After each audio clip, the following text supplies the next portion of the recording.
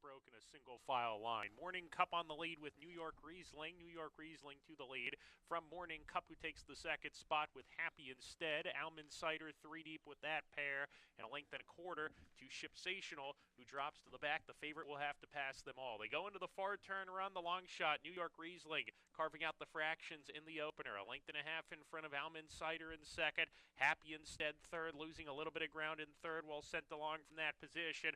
Morning Cup next and fourth on the inside of horses, and the favorite Shipsational is getting to the outside for a bid. Begins a rally as they come to the top of the lane. New York Riesling off the turn, being swarmed on both sides here. On the extreme outside, Shipsational's coming with a finish here. Almond Cider right ahead of him, but Shipsational's rolling home. Morning Cup on the inside got the jump on Shipsational, and Morning Cup's kicking away. Morning Cup from Shipsational into second. Morning Cup to get the victory over Shipsational. Photo for third. Almond Cider Happy. There is no jockey changes or scratches.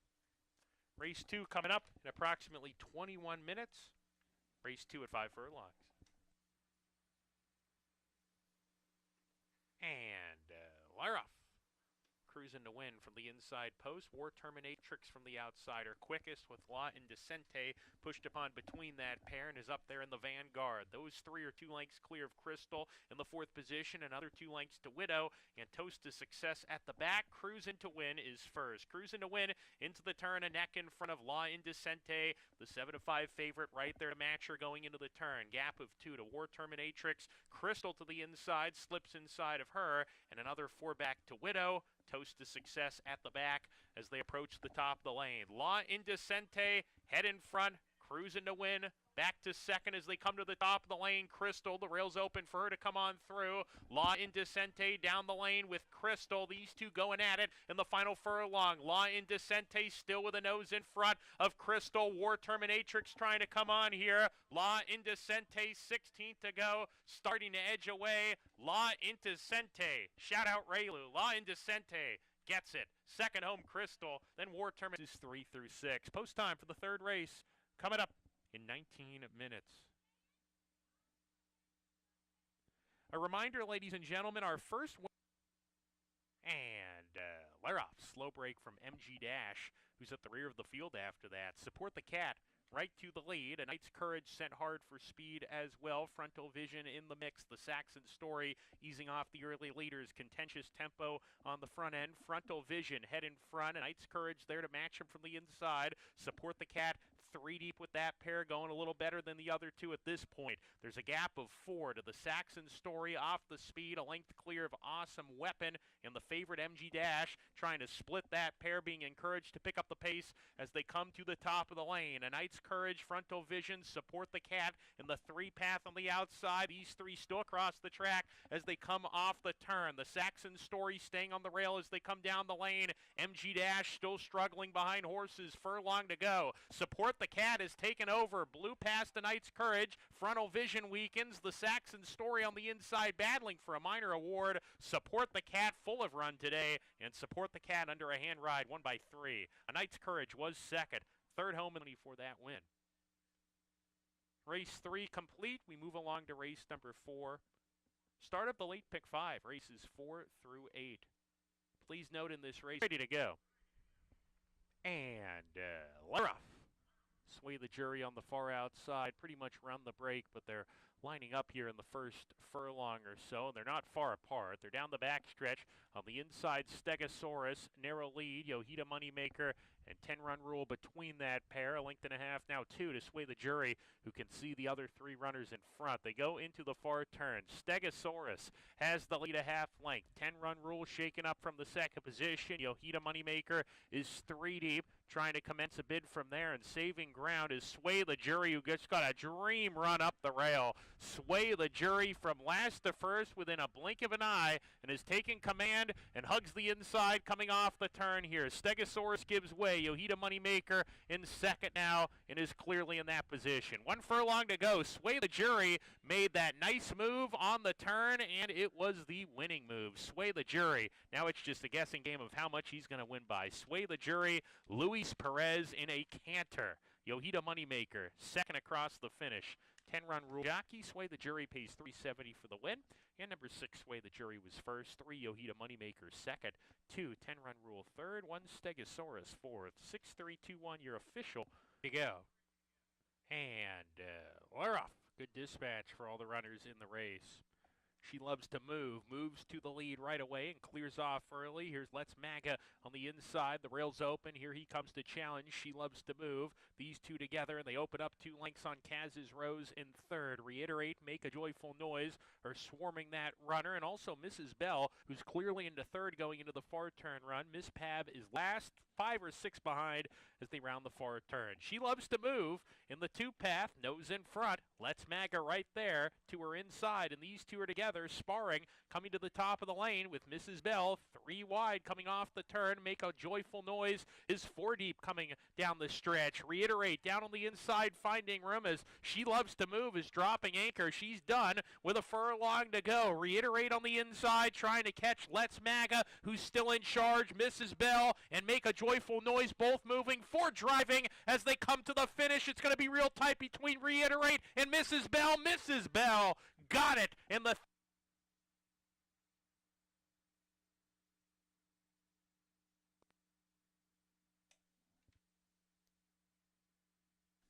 We're ready to go. And Laroff from the far outside, busts in time, busts out of the gate, and goes right to the lead, getting towards the rail here, establishes a clear advantage and goes well with the ears pricked. Numeric runs in the second position. Ruby's Mischief to the inside. Ixides is deep, moving up and clearly into second now, coming to press the issue on the lead, 3 parts of a length off the pace setter. Troubled Luck, 4 lengths behind, a gap of another 3 or 4 to Dreamery, second to last. Tomaki is the trailer as they round the far turn. Bust in Time doing it nicely on the lead. All he's got to do is keep going here. Bust in Time, quarter mile more to get, a length in front. Ixides in second and chasing hard coming off the turn. Troubled Luck swings deep for the stretch drive, but Bust in Time is clear, kicks away to a 3-length lead with about a furlong to go. Bust in Time on the inside, rallying on Numeric from towards the back of the field, and now Bust in Time, all of a sudden, the dirt turned into quicksand for him. He's exhausted, and Troubled Luck just blew by him. Troubled Luck, the winner by 2 here over Ruby's Mischief. Bust in Time had no for the win. Middle pick 5, $127.50. Up next will be the 7th race on our program. A first level allowance here. Scratch number 4, Miss Wobbles. And Laroff. Practical Rachel, a little bit slow to go. No problems from Sky Travel, who went gate to wire last time in a maiden race. And just like last time, wings it on the lead and says, come and catch me if you can. Moving right along here is Sky Travel. Puts about 4 lengths on Call Me Penny, who's at second, and a strung-out field. Out of the Cloud is third. Rochelle My Belle is fourth. Must be at least 10 lengths behind, but at least she's got a fast pace to chase. And the slow starter, Practical Rachel, is last. 5 runners in single file. I'll say they're separated by 18 lengths as they hit the quarter pole. Let's see how much juice Sky Travel has for the final quarter mile as a 3-length lead, maybe even 4 as they come off the turn here. Call Me Penny is second, Out of the Cloud third. Rochelle My Belle still fourth, well behind. Furlong to go. Sky Travel at 3 to 5 needs to finish. Her strides are shortening now with a 3-length lead, but she's still clear. Call Me Penny on the wrong lead trying to race by her, but Sky Travel keeps going. Sky Travel all the way in the Gary Barber's Silks. Call Me Penny second, Out of the Cloud third. Rochelle, 21 minutes.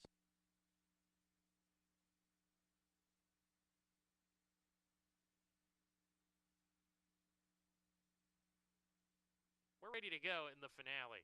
And Laroff, slow to go, is drinking solo from the inside, untroubled, darts away to a narrow lead in the early stages. U-Butte taking second, gap of 2 to Interchanger. Indy Cowboy are side by side. Drinking solo after the slow getaway is fifth, 6 lengths off the pace. Gap of 2 to With No Names, second to last. Independent Paul at the back as they go into the far turn. Untroubled went off as the 1 to 2 heavy favorite. Leads the way on a hold here, length in front. U-Boot now losing contact with that front runner. He's trying to lug out here on the turn. Romero Mirage trying to keep him straight, but he's naturally quickest and kicks away to a 3-length lead at once with a quarter mile more to get. He's opened up, coming to the top of the stretch. Interchanger is second. U-Butte is next on the far outside. Indy Cowboys getting into it. Furlong to go, untroubled, asked to finish, and he's got plenty for the final furlong here as he opens up once again. Now he's 5 ahead, and it's going to be untroubled in victory today in the Nightcap. Interchangers second, third home drinking solo.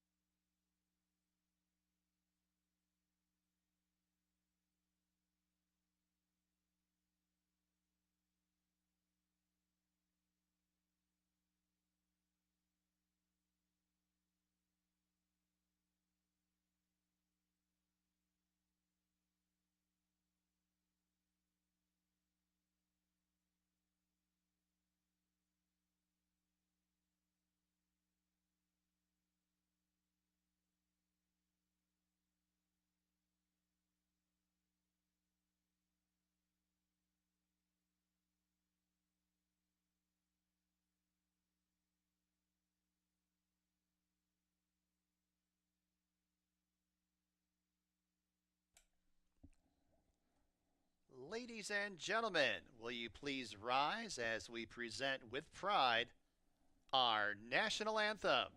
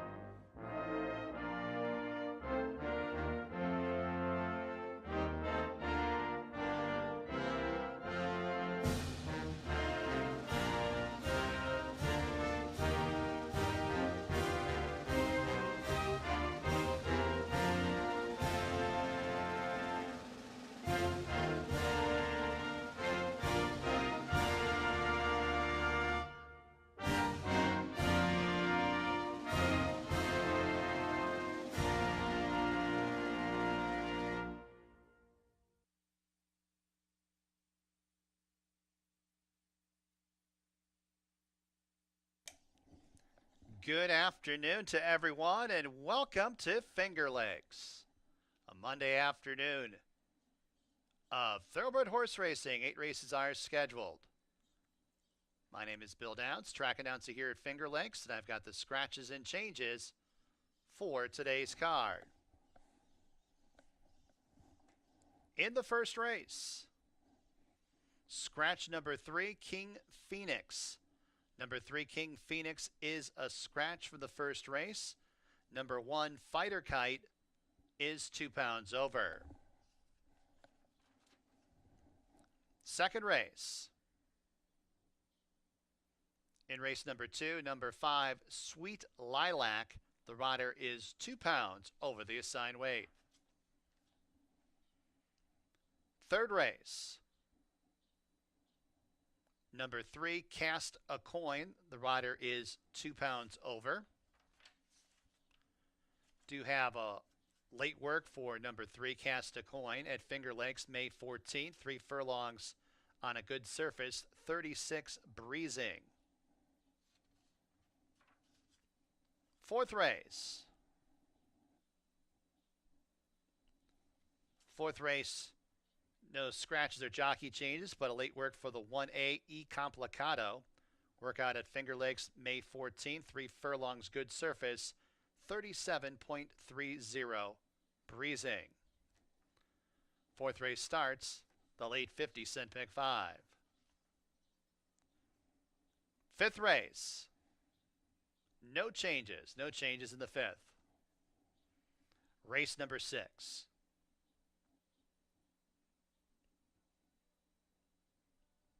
In race number 6, number 3, Not Fanutin, is 1 pound over.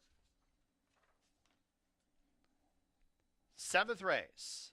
Got a late work for number 4, King's Leap. Workout at Finger Lakes, May 14th. 3 furlongs, 36.30 breezing. That's on a good surface.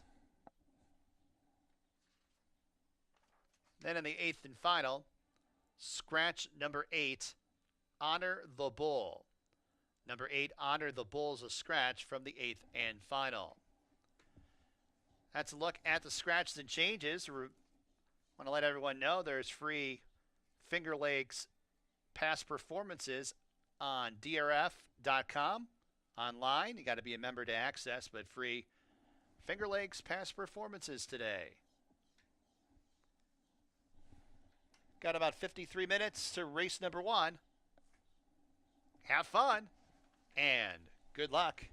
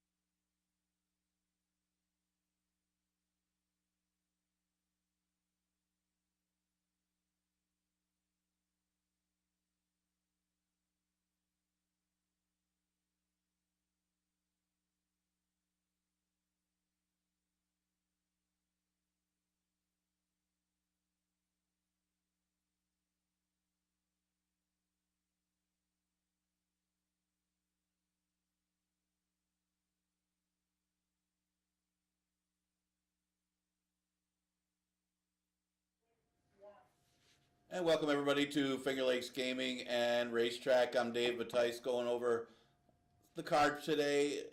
We don't have a full week of live racing today. Did want to mention that. We did cancel racing tomorrow. We usually lose a day or two at the beginning of the season. That'll be hopefully that's the only day we lose for lack of entries. But we do lose tomorrow, so next live day, we already drew it, obviously, is going to be Wednesday, 1 o'clock first post then. Pretty tricky card day. I do want to welcome our new announcer, Bill Downs. He'll be calling the races for the next few months until Anthony gets healthy again. So welcome to Finger Lakes to Bill Downs. Heard that he's a really good announcer and happy to have him here. Also, I mentioned the last Wednesday with the big days. Let's see, Joel Cruz continues to have a great spring. He's right now still leading the jockey standings, has 8 wins on the young season. We've only run a few days, have a great start. Louis Perez also had a big day earlier in the week. He's got 7 wins right underneath him. Then Koa and Worry, who are always up there. They both have 6 at the present time. Well, we do have a memorial in today's first race. All the local people knew Alan Hettinger. Of course, we all knew him as Whitey. He's been a staple here at Finger Lakes for years. Used to be Les Hewlett's agent back in the day. Of course, Les Hewlett, one of the top jockeys of all time. So he's also a fellow handicapper here over the years as well, until his recent passing over the winter. Obviously, Whitey's going to be missed. We have a special memorial first race. I haven't been informed about what exactly we are doing for the memorial, but I'll be down there, and obviously a lot of respect for Whitey, and the condolences go to any of the family and friends of Whitey who passed over the winter. Today we're going to do that memorial after the running of the first race. If I have any more information on it, I'll let you know. I haven't received any information from the Horseman Benevolent Protective Association that is putting this on. First race is an Allowance, State Bred Allowance. We scratched the 3, King Phoenix. It's kind of a big scratch in here because you look at the 5 furlong distance and there's not a lot of speed. You know, you want speed. It's a short distance. I thought the race was kind of open when I first looked at it. You know, Sharpaz took advantage of a speed favored racetrack, but ran into a real good one in Bustin' Away, who's basically undefeated here at Finger Lakes. Fighter Kite was one of the most overlooked horses of 2024, kept winning at a price. Then you have G Bunning, who actually ran a pretty good race on that speed track against Bustin' Away that day as well. Pascal Moves certainly has a look coming from Gulfstream, and Hey Hey Harry, been running at Claimers, but running well, he steps up in class. So what turned out to be, what looked like a wide open race with the scratch of King Phoenix, now you kind of got to like the favorite because he does look like the main speed of the race. Changes dramatically. I would not have taken a short price on this horse with the presence of King Phoenix, who would have shown a lot of early speed coming from New York. But now, with that scratch, Sharpaz figures to be awfully tough on the front end. Now, I don't know how this racetrack's going to play today. We did get a lot of rain over the weekend. Should be nice today, should be clear today. But the first 3 Mondays of the season have all been speed favoring tracks. You know, a lot of that's weather, a lot of it's the short distance. You don't want to, I don't think last week was as strong. Opening day was probably the strongest speed bias we had, the quickest track of the year. We'll see how it plays, but Sharpaz, with the scratch of King Phoenix, appears to be the main speed. And again, lost to Bustin' Away. Now, Bustin' Away may not have run his best race because it was his first race back, but and the time, I mean, the Maiden did go quicker. The time is quick, but the Maiden, Mamba Gigi, did go quicker that day. The point is he lost to a real good one in Bustin' Away, and now he's the main speed. He's going to be tough. Pascal Moon does have some tactical speed, will probably be the closest one to Sharpaz early. would expect him to be anyway. His last couple of races, though, aren't as good. If you go back to the end of last year, actually to about the time that he was claimed, he was running very well. His numbers are good enough to beat this field. That's kind of what you're thinking here is what kind of Pascal Moon is we're going to get today. Is he going to like this track? It is a positive sign that this horse does show a bullet over this racetrack leading up to this race. Granted, it was over a sloppy track, but at least he trained well on this track and, again, does possess some early tactical speed. That could be the one that's going to be closest to Sharpaz early, and if he's able to get out there with Sharpaz, chance for the upset. I mean, this horse is 10-1 morning line because Sharpaz is such a big favorite. And again, I'm looking at the board now, even 46 minutes to post, he's second choice on the board. But I think he actually gets helped by the scratch as well. But G Munning, same type of race for G Munning. He's going to have to try to chase down the speed. He's not as fast as Sharpaz, and that showed last time on that speed track. Now, if you get more of a fair track or more of a track that can be kind of tiring like we had on Wednesday, where the closers were moving. I mean, we were going a little bit further distances than normal, but some of those 5 furlong races, we saw some horses come off the pace on Wednesday.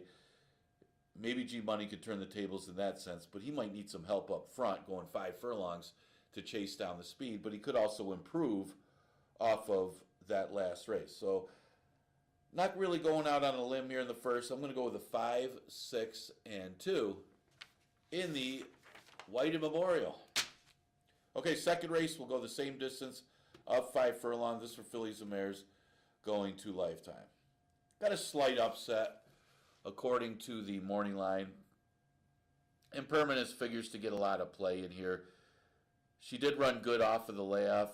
There is a good chance she could improve off those races, although Deborah Breed horses have been firing off of these layoffs. She just won the last race the other day at a little bit of a price with a horse that I've always liked, and that's the one day I didn't pick him. Sweet Lilac. She broke her maiden for 5,000 in her first race over the track. Now, she did come in with a fitness edge, but it was one of those races where I think she might have won by more. She actually broke well, was out with a pace, and then was taken back off of the pace of the other two, let them battle a little bit, and then tried to come running again. Actually, almost looked like it was going to cost her the race. She was chasing at that point. It was a short distance, but the apprentice, Chris Elliott, knew what he was doing and was able to run him down and get the victory. Now, the thing about Chris Elliott, now he won the other day in New York. He has not lost here at Finger Lakes this year. He is a perfect 3 for 3. Now he did have, there was a mishap up front that he did end up winning one of the races, but it is worth a note that he hasn't lost yet, and I do have him picked in a couple of races today. This one was Melanie Giddings coming in here. Now Dana Saul will now train the horse, but you know what? I think she would have won by more, and plus the short distance. If that race was a little bit further, man, she might get pulling away by 6, 7, 8 lengths. I know she'd beat an easier field, but if it was longer, she would have beat him by a lot more. The question is she good enough to step up and face winners? I think that she is. She was facing tough maidens in New York before arriving here. I think she got a good chance to make it 2 in a row. Again, she's second choice of the program, so not going out limb, but maybe get a little value if Impermanence gets a lot of play and might get overbet off of the race. It wasn't a very strong $5,000 race that she was in. She was in a waiver claim. It was very good tactics. There was absolutely no speed signed up in that race, and she took advantage of it and went to the front. I actually thought Amalata Lady was the one that was going to be aggressive and went to the front, but she didn't need to. She actually sat back and won the race anyway. But Impermanence was able to hold the second place position, and that was a good effort considering it was her first start of the year. She could improve off of that effort. Obviously, she normally doesn't have any speed. I think that was just smart tactics that day. I think Soul Emperor Trees will probably be the speed in here, which makes her dangerous. And but again, she's got the rails after the success last time. Maybe she is aggressive and goes out there with Soul Emperor Trees. Now, Soul Emperor Trees has been a pretty good gate horse getting out there to the front. It doesn't seem like by the fractions that she's that fast, but she seems to always get the lead because she's good getting out of the gate. And that was the case last time. She just couldn't hold the lead. So, but she does come off the layoff. There's some question whether she's sharp enough. She does show a bull at work leading up to the race, and if she does break well, like she normally does, and Impermanence doesn't go with her early, and Impermanence doesn't usually have any early speed, Soul Emperor Trees could take these all the way, especially if speed's good. Those are the three I would use if I'm playing pick fours, pick fives. I think it's pick five in this case. Pick four doesn't start till the third. Pick five starts till the first. Journey of Five might be another one to consider using. It's such a good small barn.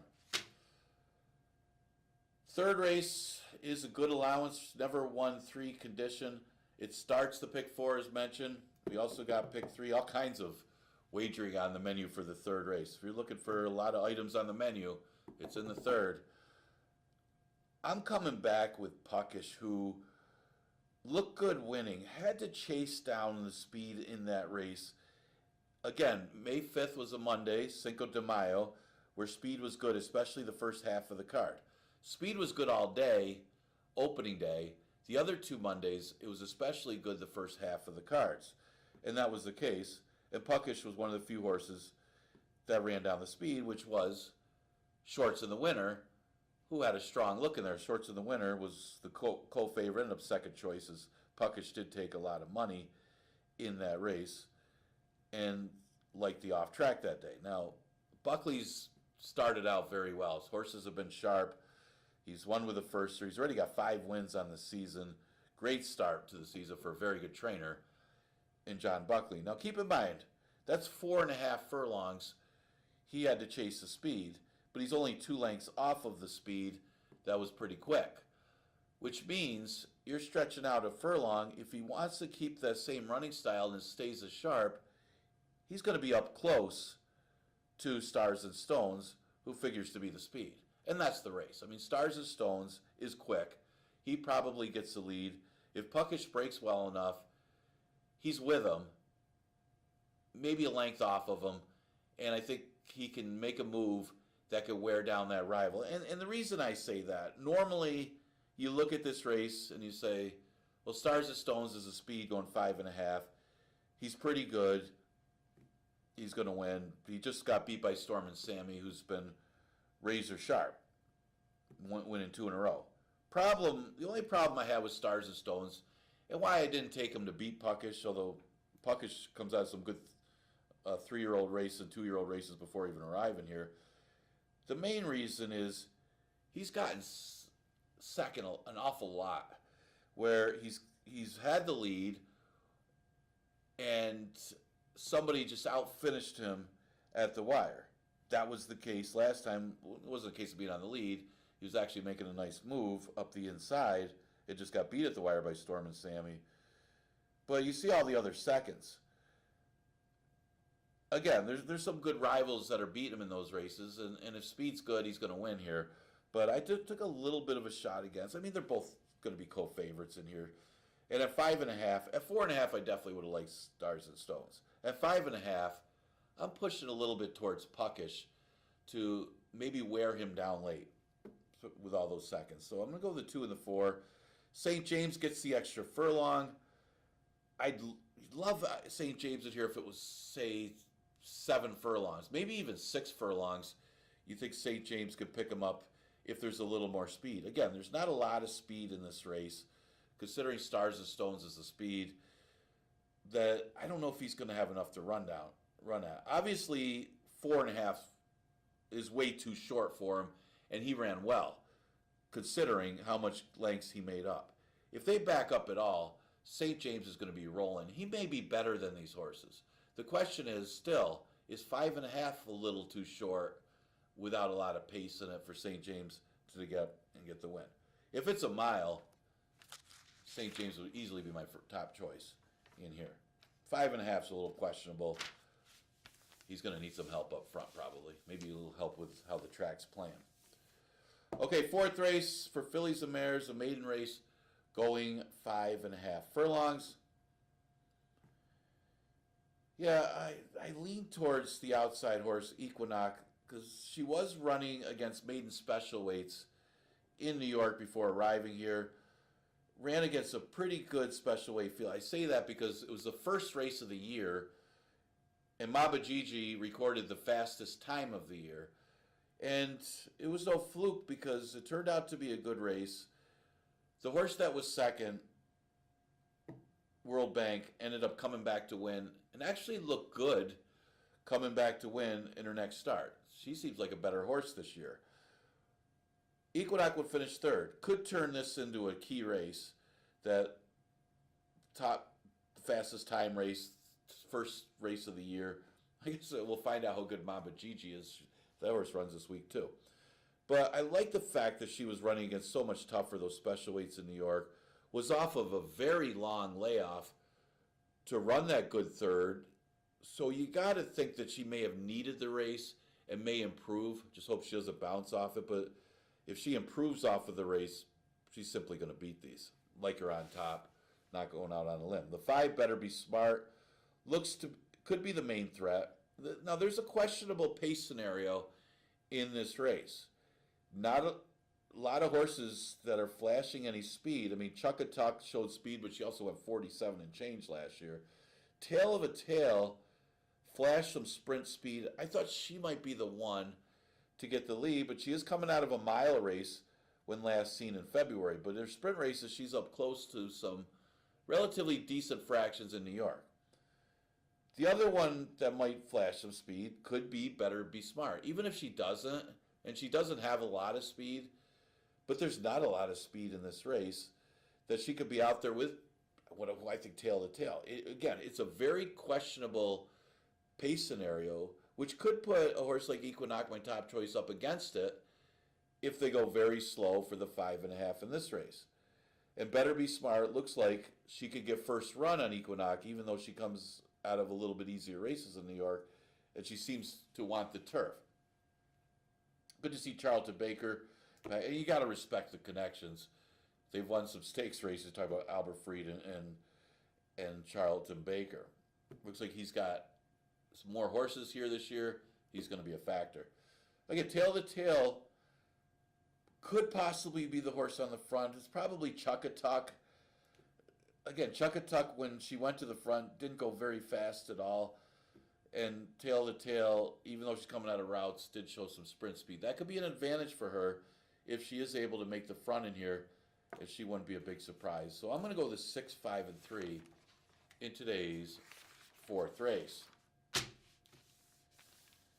All right, we go to the 5th. 5th is an optional claiming allowance. It has the return of True Empress, who absolutely loves this racetrack. It's an understatement. She's won 8 of her 10 starts at Finger Lakes. She's going to love to be home here, even though it's not home. She made other starts everywhere, but she might as well be home. She's 4 for 4 at the distance, 8 for 10 at Finger Lakes, and I'm crazy to be picking against her. Well, I still got her second. I've always liked Sandy's Garden. Maybe mismanaged early in her career, and when she was really good. But I was there. I watched the last race of her. I happened to be here while we had simulcast wagering, and liked her and watched her. And she was off a year layoff, and she didn't miss a beat. She looked sharp in victory. She shot out there. There was other speed in that race. It didn't look like it because she just blew them away. That's a big effort, considering the year off. That maybe we'll see Sandy's Garden making a little comeback to relevancy here.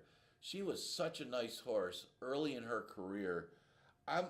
Normally I would just pick True Empress here. She loves the track, of all the things I said. But I was so impressed by Sandy's Garden's last race that I know she's got to deal with Fabulous Fox early, along with Easy Play, who could press her as well. But if she repeats that effort or moves forward from that race, she's just going to get out there and beat these. Again, True Empress could take advantage of the pace flow in here. And again, she loves this racetrack. Perez knows her well. She comes back to Finger Lakes as she normally does. Like you see last year, she wins. It's that simple. And when she doesn't win, she's second anyway. She doesn't miss the top two. I'm not putting her any worse than second. Again, if I didn't see Sandy's Gardens last race, I would have just took her on top just based on horse for the course. You'll never get more of a horse for a course than True Empress is at Finger Lakes. No question about that. Amazing Dottie I'll use for third. She's not as fast as Sandy's Garden, but they do like to send her.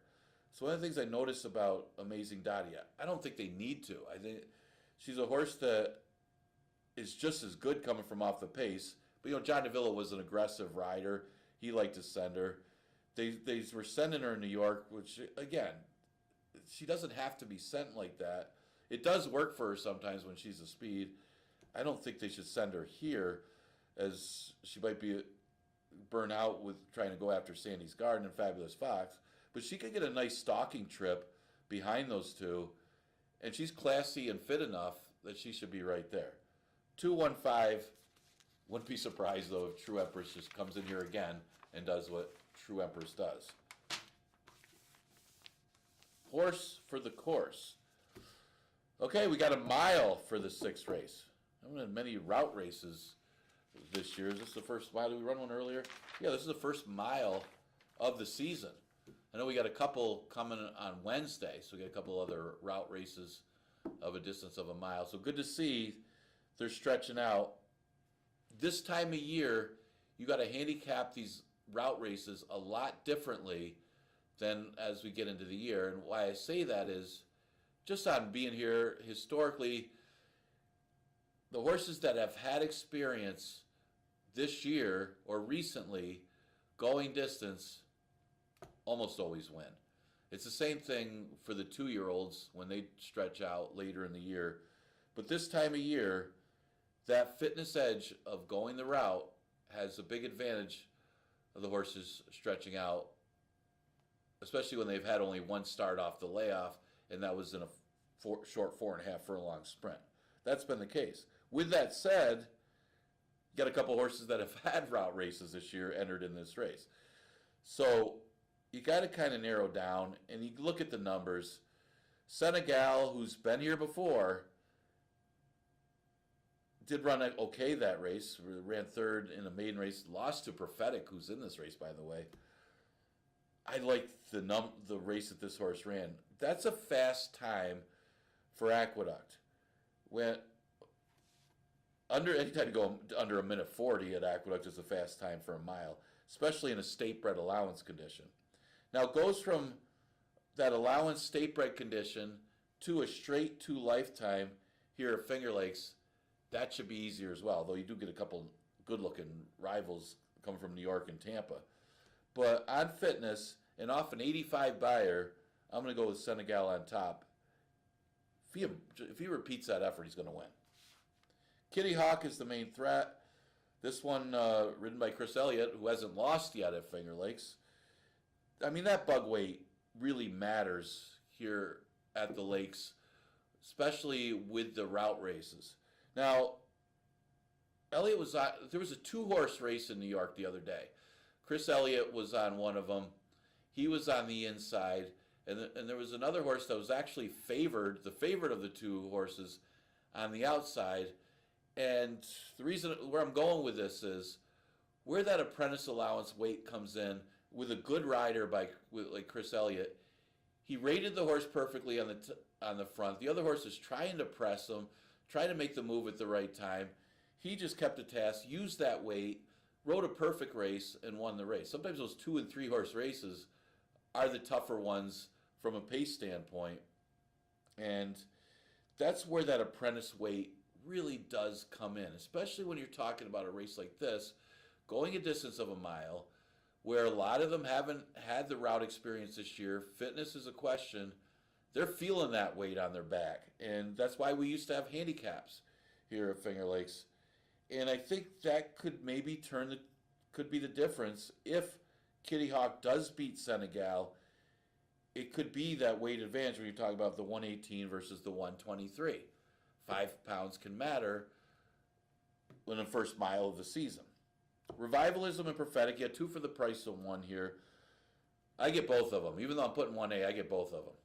Okay, Prophetic beat Senegal last year. Now Revivalism would be the more sharper horse in the sense of he's had the mile races this year, and they weren't that long ago. Actually won a mile race on the front end. I don't think he's got to be that aggressive. You got Skylar's Artemis in here, who's going to show some speed, and also Kitty Hawk stretching out from the sprint races may show some speed. So I just like the fact that he's had recent route races, and coupled with Prophetic, this entry's got to be used. So I'm going to go the 4, 2, and 1A. I'm going to lean towards Senegal with the recent mile that was actually an excellent race. If he gets an 85 buyer against those forces going a mile, might win by more than a few. Okay, 7th race. This one goes back to 5.5 furlongs. It's good to see these 5.5 furlong races, even got a mile. At least you get a chance in some of these races with 4.5 when you got these deep closers. Where are you going? Yeah, going to lean towards Solo's Fury. Now, Scales of Gold was pretty impressive in his first start of the year. It's hard to gauge how good Scales of Gold actually ran. Again, it was a sloppy track, first of all. He's never been on a fast track. He was bet down to be the heavy favorite, mainly because there wasn't any speed in there, and it was a pretty soft group. They'll see Sweet Julian later this week. See how good this one is.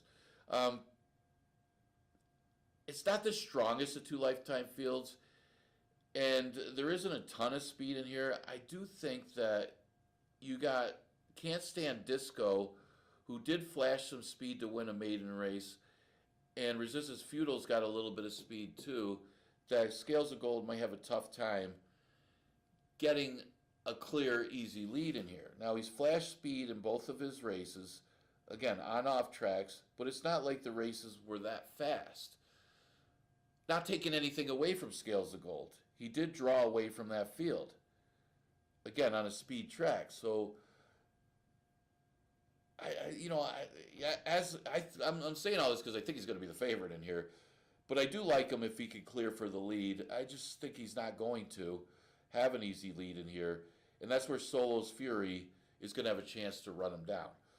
Now, Solo's Fury comes out of the race won by Storm and Sammy, who did take advantage of a very quick track, but also came back to win, defeating a horse that's going to run earlier today. That's going to be one of the favorites in that race. But I think Solo's Fury gets a little more ground, an extra furlong, maybe a little better pace scenario and some pace to chase, and that could make all the difference to get the victory. Now, I guess I'm on a Jeremiah Engelhardt kick now. I got 2 races in a row I got him. Now, King's Leap is also a tricky read here, because how much is this horse going to improve going from 2 to 3? Normally, I don't like the 3-year-olds against the older horses, because unless their numbers improve and they fill out and run a lot better as a 3-year-old, their first start, that's why we have restricted 3-year-old races. Well, this one's not restricted for 3, and that's a tough task for King's Leap. I like the fact that he's in here, though. It's a positive sign. And it's not like he didn't show talent as a 2-year-old. This horse looked good breaking his maiden and ran in the Aspirin Stakes, where he ran into Bostonian and Soon to Be King. Those horses laid over the field. So the fact that he ran 3rd, he was the best of the rest, the best of the local 2-year-olds when you look at it that way. And the fact that he was only a few lengths beaten by Bostonian says a lot. What Bostonian, and that's a 2-year-old race. What would Bostonian do to this field? That's kind of how you got to look at it. That one was really, really good. I mean, that one won it down at Churchill or something. I mean, goes first time Lasix. Obviously, you can't use Lasix as a 2-year-old. And it's a big question. Is how good is this horse going to be as a 3-year-old? We'll find out today. I wouldn't be surprised if this horse steps up and wins this race. He's 4-1 morning line. Scales of Gold could be the speed of the speed. Again, very impressive in that first start of the year, but also could be dressed up in a sense that he didn't beat anything and it was a speed favorite and off track. Jake's Orchard's an interesting one. He's off a layoff, hits the board a lot, but hits the board a lot in route races. He finally broke through with a maiden victory. Now, he's in some of those maiden races are some decent times and some good competition. He hasn't hit the board at the distance, though, so I got to use him fourth. I mean, other than that, his numbers put him right there. It is 5.5, but I'm just going to throw him in for fourth. 3, 4, 5 look like the main three.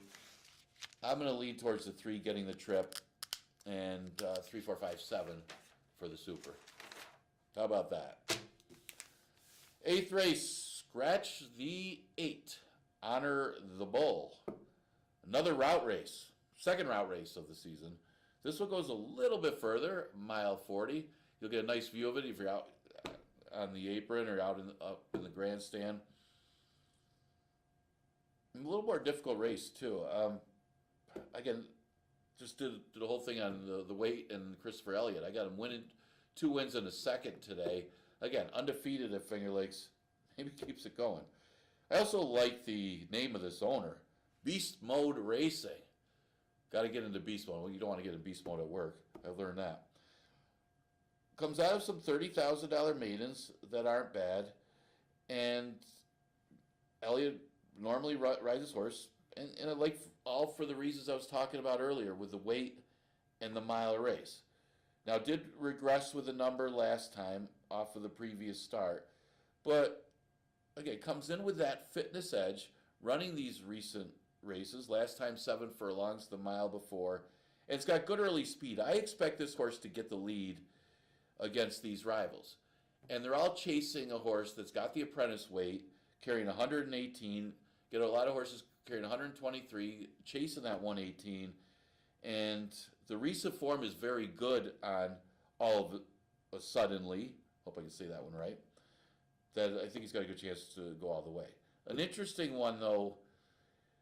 What do you do with the one horse in here? Burn Notice. Only had 2 starts as a 2-year-old. Didn't show anything. But look at the breeding on this rival. By Tonalist. This is the first foal of the dam that's a half to a Greatest Stakes winner. Of course, a lot of turf with the halves of this one, which is by Lemon Drop Kid. You think that any route is good on that side. But there is some turf with the siblings of that dam. Now, again, this is the first foal.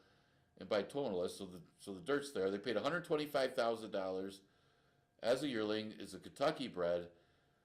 Another one making his first start as a 3-year-old, but is facing older horses. Well, it's facing these older horses at Finger Lakes, and a lot of horses still trying to get fit. I don't know how fit he's going to be. It is Christophe Clement, one of the best trainers in the country, so would be no surprise if Burn Notice beats this field, even though it's his first start as a 3-year-old. Excellent breeding on this one. Break the Fall, the other part of the entry, attracts Sophia Vivas. We got the couple of Cohen and the Vivas combination here. They like to run 1-2. We see it all the time, but this one is maybe not quite as good a form as All of a Suddenly. It's going to have to chase after All of a Suddenly, but definitely plays. Strong entry here for Barry Schwartz with Burn Notice and Break the Fall. They look tough. 3-point Strut, I'll throw in for third. Only making the second start of the year. Probably needed the race, was too short. The big question is, does he need a route? That's a real big question. Also, is he a dirt horse? I mean, this horse has got really good numbers on the turf, is bred for the turf, but might still be better on the dirt than the rest of them. Because after you get past All of a Suddenly and the entry, who look like the main two, the other one that's got that look that is classy enough to be there with those horses is this one. I'm going to use the third. Looks the best of the rest. Smoking It Up, I think you can throw in there as well, though. His debut wasn't bad. He hasn't been long after 3 starts. Certainly bred well enough to go long, and the form is good enough that he's just better than the other horses in this field. You might be able to get away with just using 1 and 4, but you also might want to throw in the 2 as well. Those are some of my picks for this Monday card. Good luck with yours. Again, we are dark tomorrow. We did cancel Tuesday's card. Initially, we were scheduled to run tomorrow. We do continue Monday through Wednesday racing. Next live day is going to be Wednesday, but stay tuned. We are going to do a memorial race for a legend here at Finger Lakes. Legendary agent and a staple here at Finger Lakes, and a well-deserved memorial. He will definitely be missed. This one is going to be for Alan Hediger, known by everybody here as Whitey. We'll be doing a memorial right after race number 1.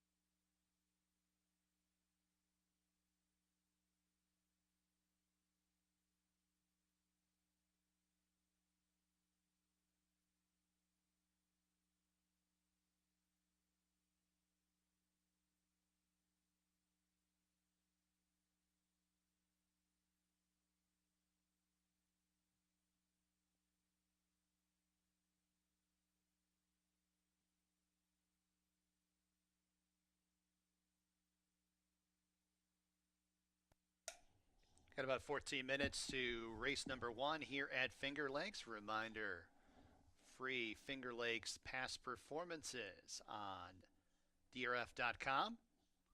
Got to be a member to access, but free Finger Lakes past performances today on drf.com.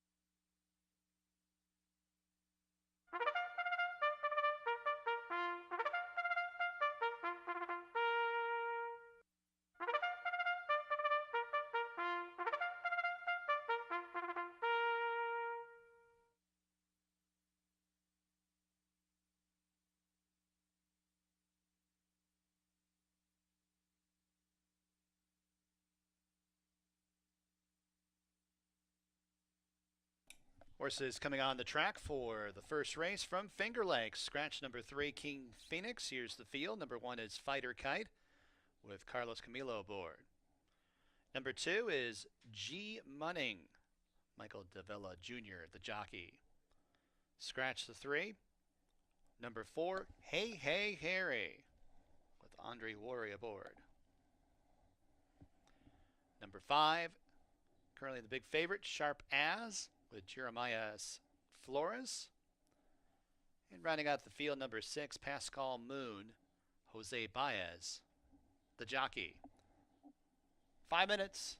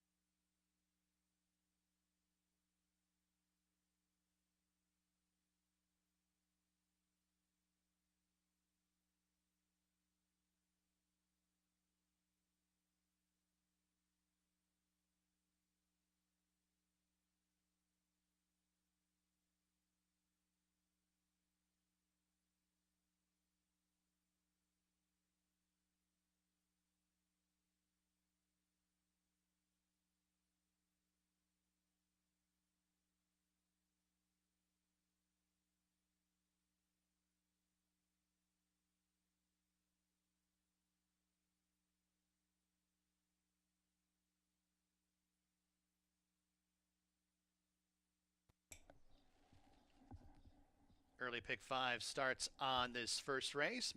Mandatory daily payout in the early pick 5 here at Finger Lakes. Post time in just a couple minutes.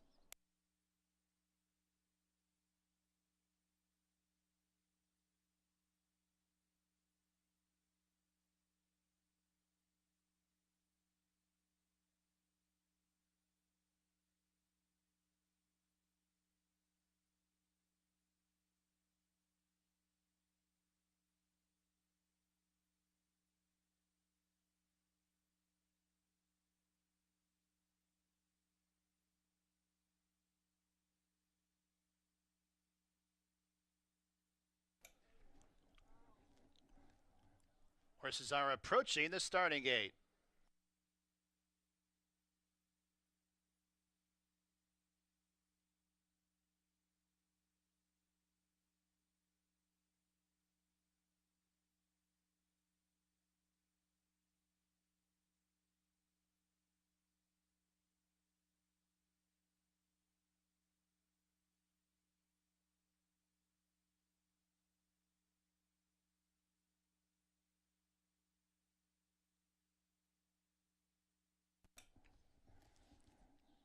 And the horses have reached the starting gate for the first race here at Finger Lakes.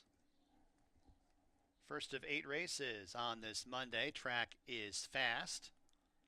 Cool conditions here in upstate New York.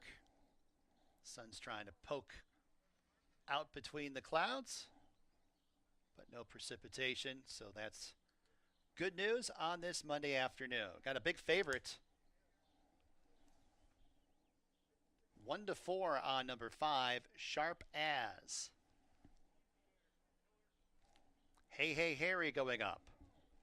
Want to remind everyone, free Finger Lakes past performances are online at drf.com. Got to be a member to access. Got one more left to load, Pascal Moon. And they're all in the gate.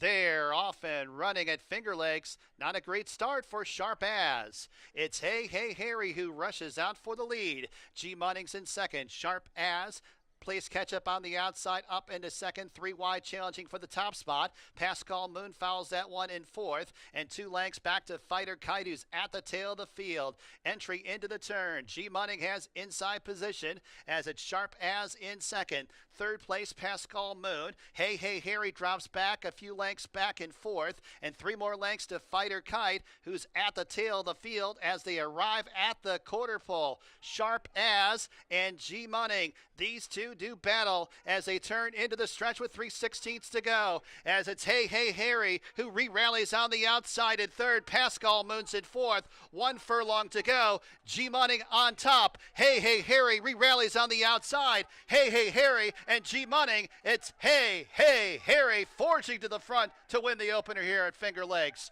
G Munning second, Pascal Moon was third.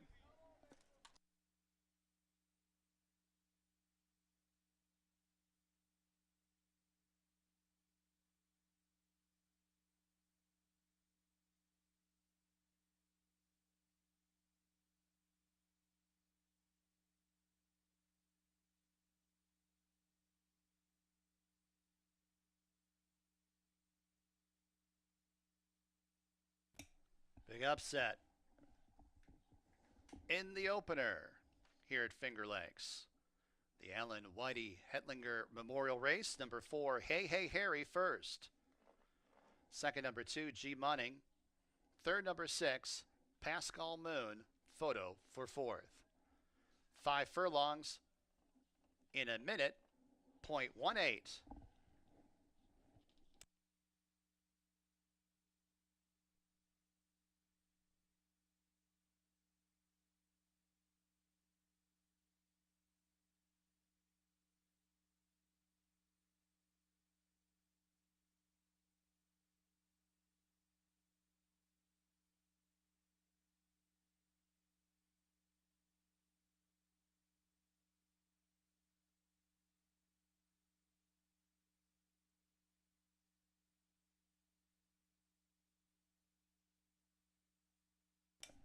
Fourth, number 1, Fighter Kite.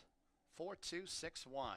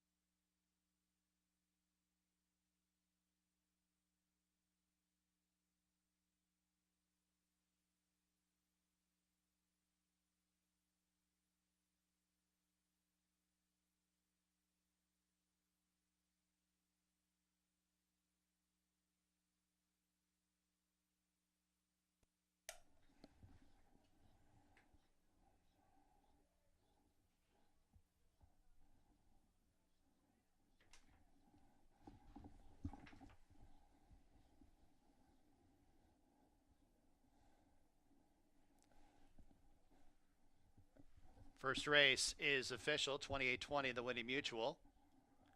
Hey, hey, Harry.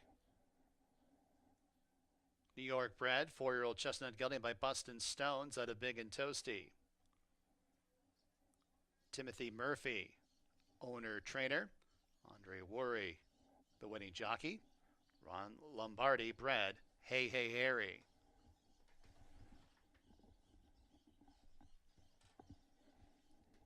Exactly $96.50, 50-cent try, $59.62. Dime Super, $32.35.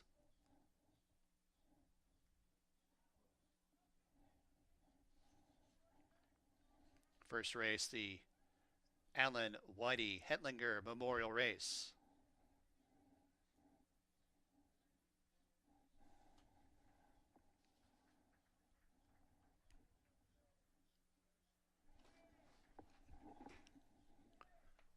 First race named after Alan Whitey Hetlinger.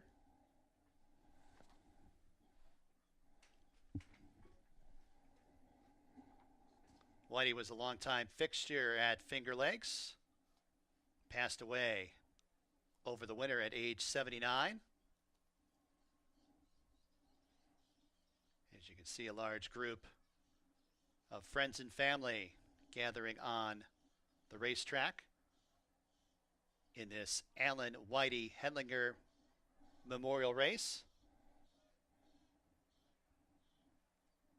Whitey worked as a jockey agent for many years, but also spent some time here at Finger Lakes as the racing secretary and morning line odds maker. He was the creator of the Wizard of Odds tip sheet, also known as the Yellow Sheet, fan favorite. Wrote the Wizard of Oz tip sheet for over 25 years. Spent some time in the off season at Suffolk Downs in Boston and Green Mountain Racetrack in Vermont. On race days, Whitey always could be found in the terrace dining room, where he was everyone's go-to guy for information. After the races, Whitey could always be found at the Pacific's restaurant, located down the street from the racetrack after it sold Mickey Finn's. With this race, we remember a great man, a friend to so many throughout the years at Finger Lakes, Alan Whitey Hetlinger, and his lifelong partner, Judy Caruso. First race, the Alan Whitey Hetlinger Memorial.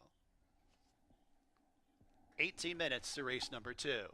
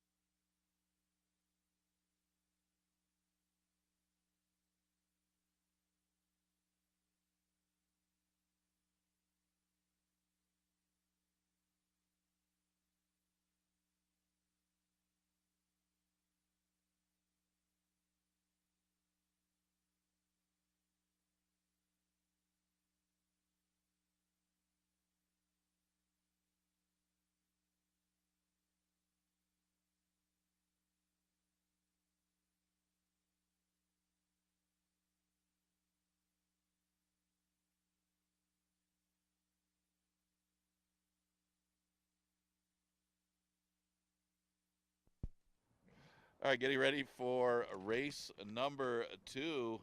A little bit of an upset in that actually it was a race dominated by trainer Tim Murphy. Hey Hey Harry steps up in class and gets the victory, making a Tim Murphy exacta. Whitey up in heaven had that one. 18-1, big price for the winner. Never won 2 claimer, going a distance of 5 furlongs is the second. See a lot of play for Impermanence, deservedly so, off of a good effort off the layoff. But she did get a lonely lead in a paceless race, going 4.5 against a soft field. But she catches a pretty soft group here as well. I did go for a slight upset in this race with the 5 Sweet Lilacs. Got the weight off with Chris Elliott. This one won her first start over the track. Again, beat a much weaker $5,000 maiden claim, or a couple of lifetime maidens in there. But she was facing some good 30,000s in New York. And the race that she won by over 2 lengths probably could have won by a lot more if she just got out there with a pace and stayed there. She actually backed off the early pace right before the half and then made a move late and was drawing away. If she just stayed with the pace, she probably would have won by 6-7 lengths. So I think she's that good. I think she could actually improve off of that effort as well and come right back and win here. She's at least the second choice on the board at 5-2 with all the play on Impermanence. Impermanence was running against Allowance horses after breaking her maiden against special weights against her stablemate, and did run a good second when last seen last year. So was in for the waiver claim last time and is again today. And you can make the case, well, maybe she needed the race first start off the layoff, but it wasn't that strong a field. Amalada Lady did have a lot of chances before she broke her maiden, but maybe Impermanence from the rail gets out there with Soul Emperor Trees, at least holds the rail, and wouldn't be a surprise that here. I got her second. Would be no surprise if she wins. Soul Emperor Trees is very dangerous in here if she's able to get out there to a clear lead. Now, again, Impermanence did show speed in a paceless field last time, but she doesn't necessarily have to be that aggressive from the rail. Soul Emperor Trees does seem to have one way of going, and that's on the front. And again, there isn't any other real speed in this race, making her dangerous. Now, she's been off since November, but does show that bullet work on April 1st. She's been a pretty good gate horse getting out. It's just a matter of sustaining that speed at the end has been her main issue. But at 5 furlongs, she could be dangerous in this spot. Exacta Trifecta Superfecta Daily Double and Pick 3 starts in race number 2. You got about 7 minutes to post.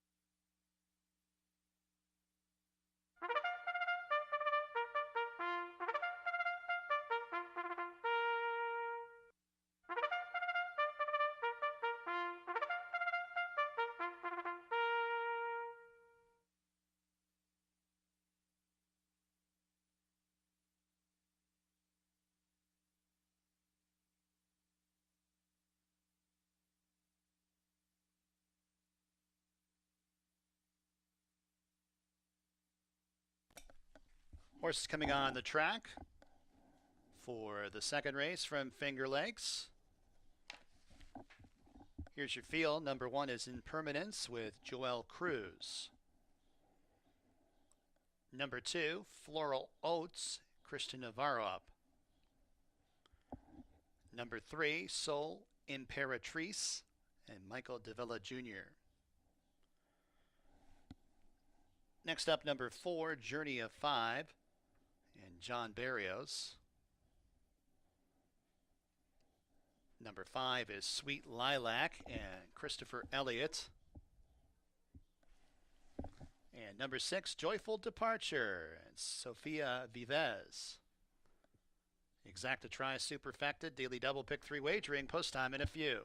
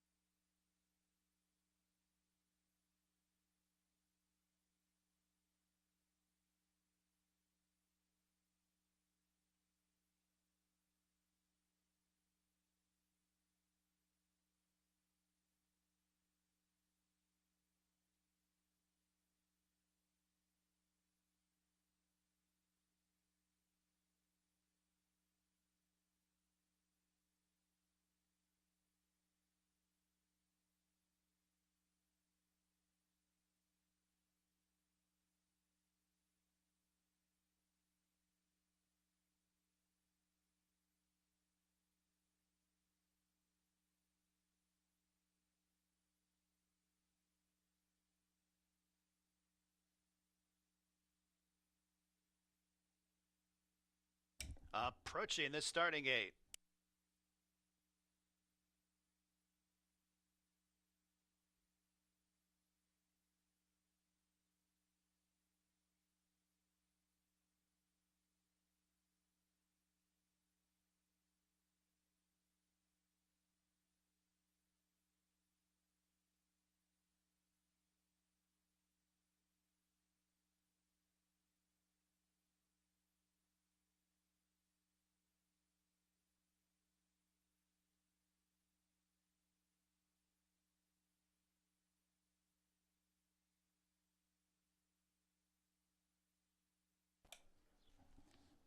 Horses have arrived at the starting gate for race number 2 from Finger Lakes.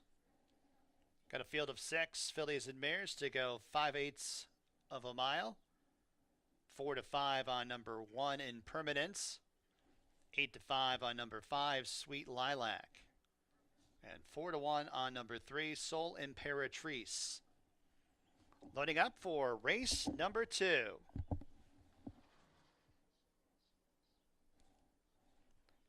Journey of 5 going up. Sweet Lilac. Joyful Departure to the outside. 4 to 5 in Permanence. Joyful Departure going up and in. They're all in the gate. And they're off. Looks like a very clean start.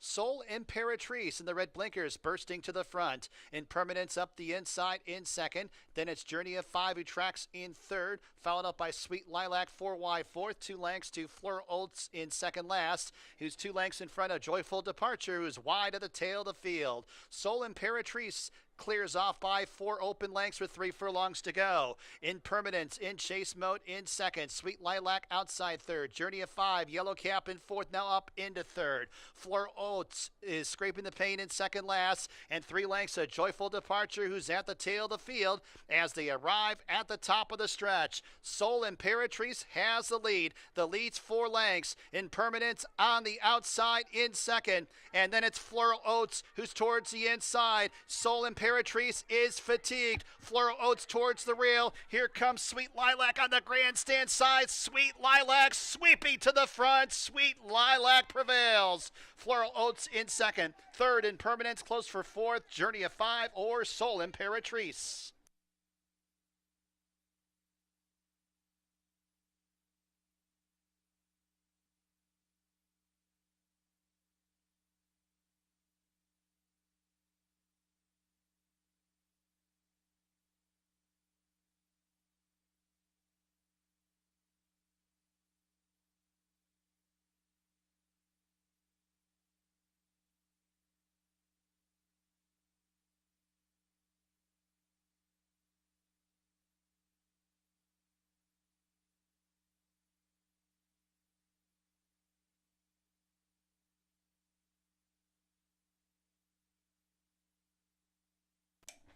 Five, 2, 1, and a photo for fourth. Number 5, Sweet Lilac first.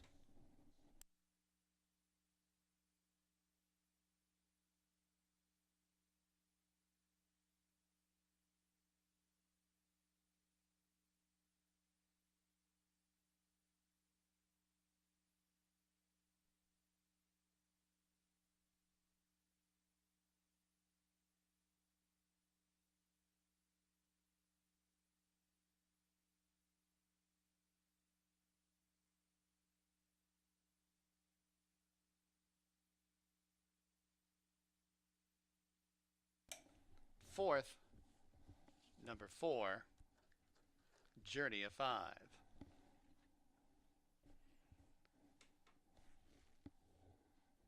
5 furlongs, 101.54, 5214.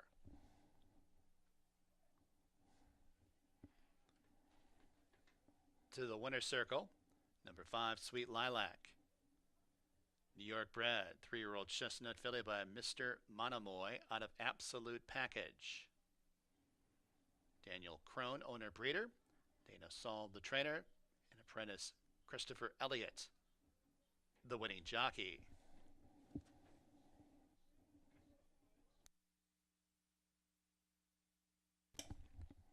$5.20 the winning mutual. Dime superfecta, $16.10. Double, $115. Exacta, $54. 50-cent trifecta, $26.75. Third race from Finger Lakes. No scratches or jockey changes. Got exacta, trifecta, superfecta, daily double, pick 3, pick 4 wagering.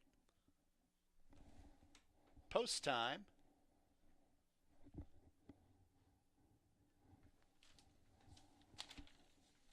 For race number 3. Schedule it at around 1:58 p.m.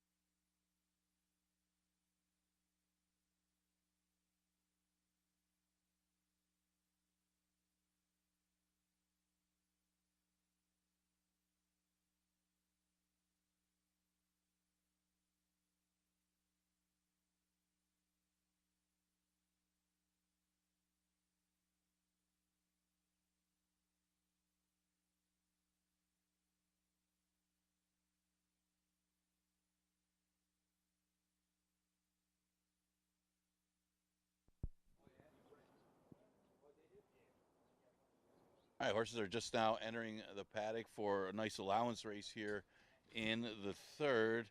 Well, that was Sweet Lilac. Well, she was better than those. Of course, she still had to get there going 5 furlongs. Soul Emperor Trees coming up a little bit short. And here comes everybody, but Sweet Lilac was the one who closed the best. Christopher Elliott gets another Finger Lakes victory. So far, undefeated is Christopher Elliott, a perfect 4 for 4 since the start of the season here at Finger Lakes. All he does is win races. Never won 3 allowance condition is the third, and it's a good one. As you see, the money pretty spread out in here.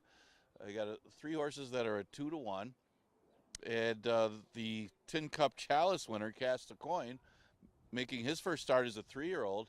He's at odds of 4-1. Horse that I ended up picking on top in here is the 2, Puckish, looking to make it 2 in a row here, entering in this 3 lifetime.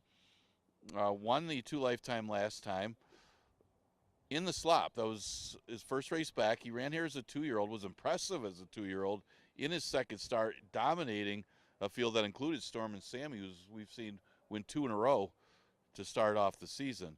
Well, he was able to add Lasix at Aqueduct because he was his first start as a 3-year-old, but came back and chased down Shorts in the winter on a track that really wasn't favor his running style. It was 4.5 furlongs, and speed held very well on that sloppy racetrack. So it was a good effort by Puckish, earning a decent number. Now he's got to try to stay close to Stars and Stones, who figures to be the early pace setter. I think he can do it. The stretch out to an extra furlong doesn't hurt.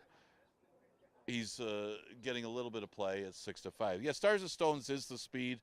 He's had a little trouble in a lot of his races holding on, in a sense, because he does have a lot of seconds. Not to take anything away from him, he also has a couple good-looking victories, including his 2 lifetime win at the end of the season. And his first start of the year was a good one. He ran and just got beat a nose by Storm and Sammy against a horse that's really sharp. That was in the mud, but he did finish second. Could be his race to lose if he's able to clear early. I was hoping that Puckish would be close enough that he could chase him down. The 5 horse is St. James. He comes from further out of it, so he's got to hope that they come back. He might even be the best horse in here, but it's going to be tough to say he's the best horse going 5.5 furlongs. 4.5 was way too short for him, and he still made up some ground in that race. It had no impact as far as getting to the leaders with that short distance. He wants to go a mile, at least 7 furlongs, but against these horses, which are a little bit easier than what he was facing in New York, maybe he gets enough of a pace to close some ground to get in the number. But again, he's going to be far out of it again. But you know him late. The 3 cast of coin's an interesting one because he is making his first start as a 3-year-old and first start against older horses. Again, this is not restricted for 3, so this is a tough spot for him. But he is a good-looking horse out of a dam by Into Mischief. Obviously, all the Into Mischiefs in there look good, but it was a good-looking performance against a pretty decent 2-year-old race. It wasn't like the aspirant, but he still looks good today as well, and see if he can make that next step up to face these older horses in his first start as a 3-year-old. Exacta Tri Super Daily Double Pick 3, and the Pick 4 starts in race number 3.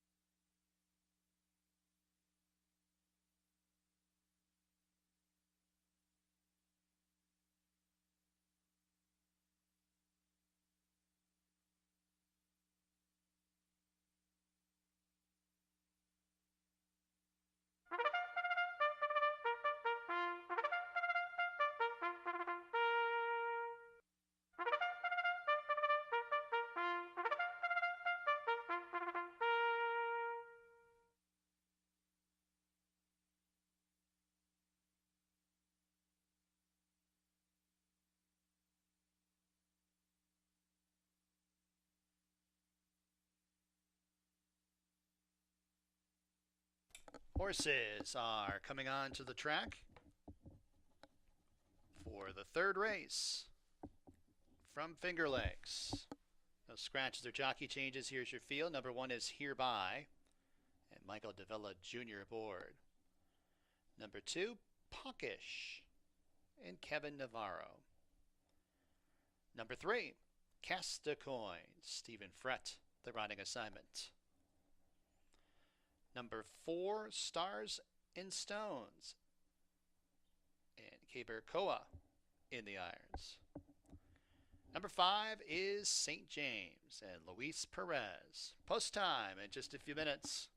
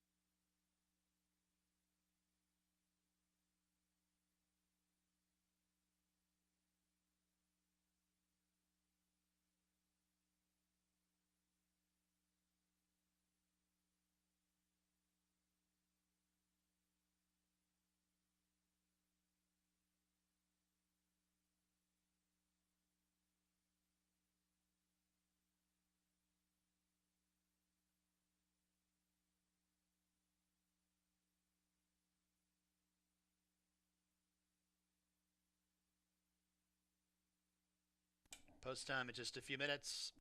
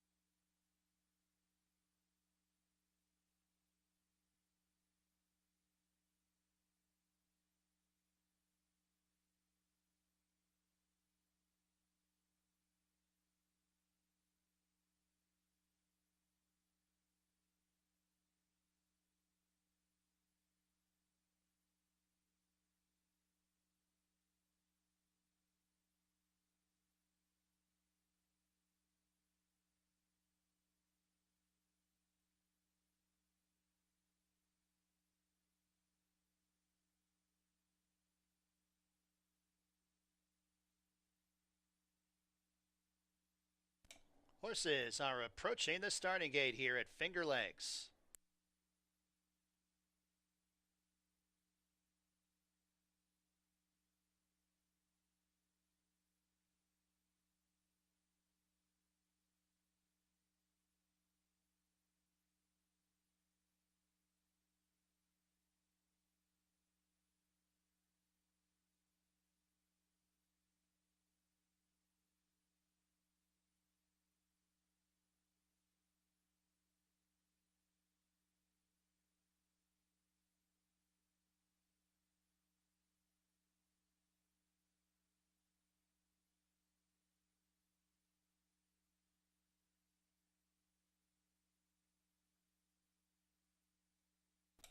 And the horses have arrived at the starting gate. Race number 3 from Finger Lakes. Start of a 50-cent pick 4. Field of 5 to go 5.5 furlongs. Allowance. Non-winners of 3.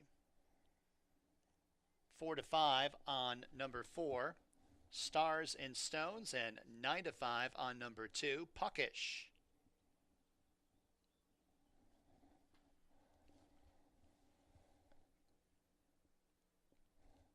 Cast a Coin going up. Stars and Stones. St. James to the outside. Stars and Stones. Walking up into the gate. St. James and Luis Perez to the outside.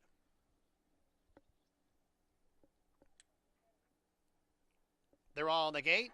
And they're off. A stumble to start for Cast a Coin. It's Puckish who rushes out for the front end. Stars and Stones flashing early speed in second. Cast a Coin to the outside of Hereby, third and fourth. And 3.5 lengths to St. James, who's at the tail of the field. Half mile to go. Hereby kicks on through towards the inside, gets that lead away from Puckish as they make the entry into the turn. And then in third place, that is Stars and Stones, who's to the outside of Cast a Coin. And then about 6 lengths to St. James, who trails the field. First quarter was in 23.3 as they arrive at the top of the home stretch. It's Puckish to the outside of Hereby. Cast a Coin tries to squeeze through at the fence. Stars and Stones is on the grandstand side. St. James still trails the field. They run down to the final furlong. It's Puckish who's strong on the front end. Has a lead by about 2.5 lengths. Cast a Coin tries to squeeze through towards the inside, going for second with Hereby, but it's Puckish. Puckish prevails. Cast a Coin second. Close for third, maybe Stars and Stones over Hereby.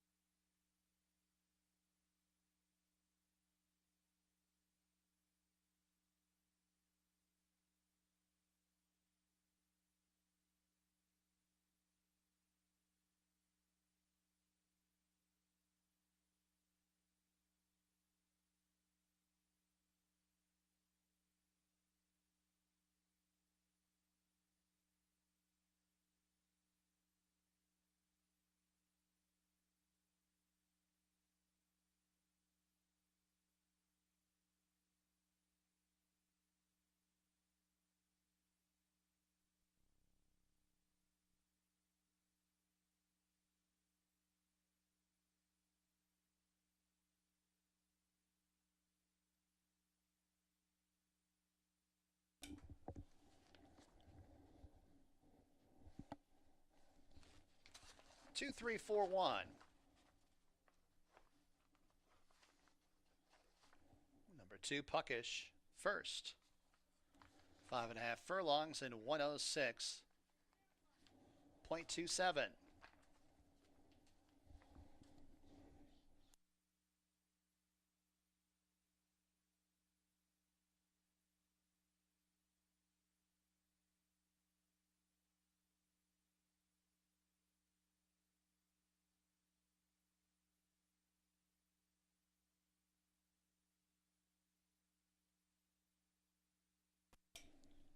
To the winner's circle, number 2, Puckish. 2 wins in a row for Puckish, New York bred. 3-year-old Grey Gelding by Honest Mischief out of Helen's Tiger. Mitre Box Stable, Clear Star Stable. Mark Jacoff, the ownership. Jonathan Buckley is the trainer. Kevin Navarro, the winning jockey. Nice Guys Stables, bred Puckish. It's official, $3.90 the winning mutual. $2 exacta, $22.40, 50-cent tries, $7.05. Dime Super, $4.47. Daily Double, $15.80.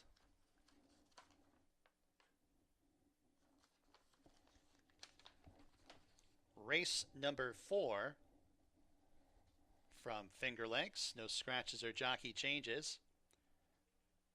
Win Place Show, Exacta Trifecta, Superfecta, Daily Double, and Late Pick 5 starts on the 4th race with the potential for a carryover.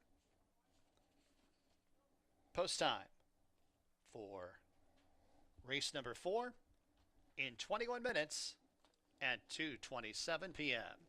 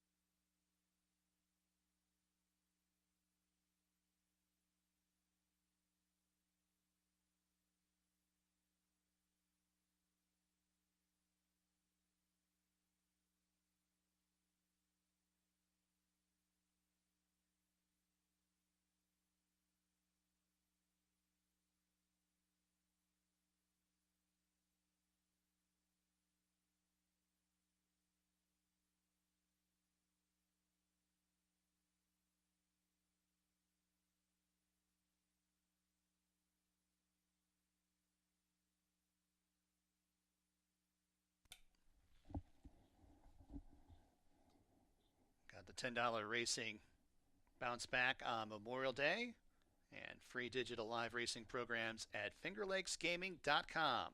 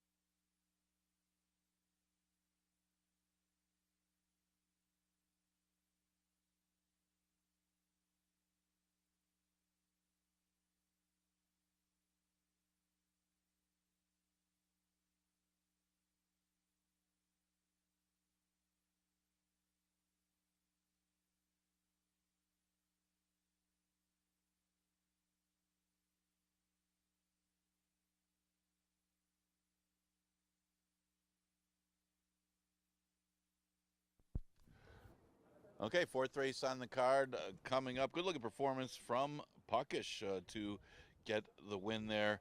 Also a good effort by the first time 3-year-old Cast a Coin. Maybe a horse to keep an eye on. Keep in mind that wasn't restricted for 3-year-olds, so that was a big effort by the first time 3-year-old Cast a Coin to hit the board in there. But Puckish, it was all about him getting that easy victory. Kevin Navarro for John Buckley. Fourth race, a maiden race. This for fillies and mares. This starts the late pick 5. This one has the carryover. And it's a tricky race because there isn't a lot of pace signed up for this race. If you look at it from a pace standpoint, no true speed horses. And I did go with the 6 Equinox. I think she's the best horse in here.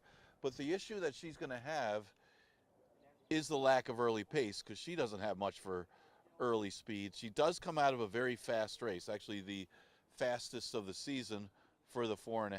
It was the first race of the year as well. Race won by Mamba Gigi. The horse that was second, World Bank, came back to win her next start. So Equinox ran a pretty good race coming off a very long layoff. She had been off over a year since her last start. Well, almost a year, we'll say, 11 months. So she can improve off of that race. Like the fact that she was running against those special weights in New York. Our special weights should be that much easier. The 5, Better Be Smart, has some tactical speed in a sense that she could be up close with Tail of a Tail and maybe others, or Chuck a Tuck might be the other one that has a little bit of early speed. But, you know, Better Be Smart more against Maiden claimers and a little bit better bred for the turf, although she hasn't broke her maiden on the turf either, so why not try the easier maidens here on the dirt? And she ran okay on the dirt the last couple starts. See, Carol Cedeno rode her in New York. I think she won a Arabian race the other day during Preakness Day. Better Be Smart, I got for second in here. Certainly a player in here. Tail of the Tail could be an interesting one. Remember, Chuck a Tuck is the anticipated speed, but is she really? She doesn't have, the day that she got the lead, she went 23 and change, 47 and change. Tail of the Tail is closer to a 22 and 46. She could get the lead if she wants it, which could give her a big advantage. She does come out of a route, though, in her last start, cutting back in distance. But they went quick in that race. They went 47. So I think that Tail of the Tail might be the one that has a chance to make the lead in here. And she's currently at 5-2. And I think Chuck a Tuck will probably be over bet because of that. It's a good chance that she doesn't make the lead if another horse like Tail of the Tail is aggressive. Because Tail of the Tail looks like the one that's probably the quickest from the starting gate. Exacta Tri Super Daily Double, and the pick 5 starts in the 4th. We got about 6 minutes to post.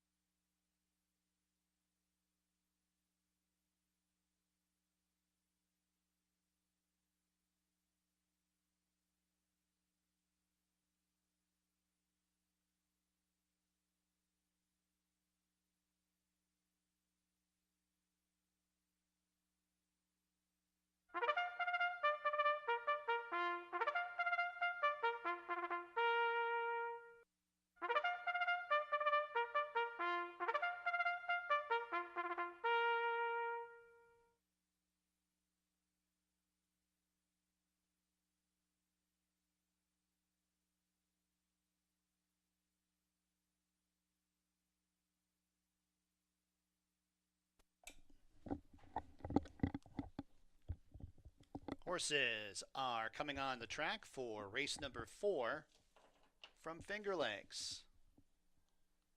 No scratches or jockey changes. Here's your field. First half of the entry, the 1 Queen of All My Dreams and Nazario Alvarado.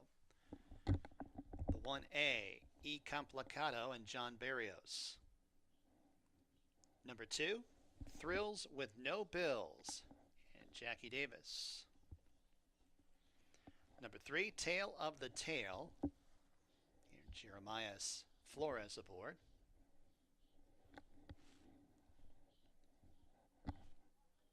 Skip to the 5, Better Be Smart and Andre Worry.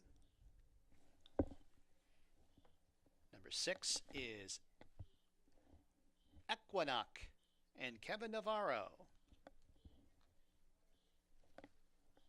Post time in approximately 4 minutes.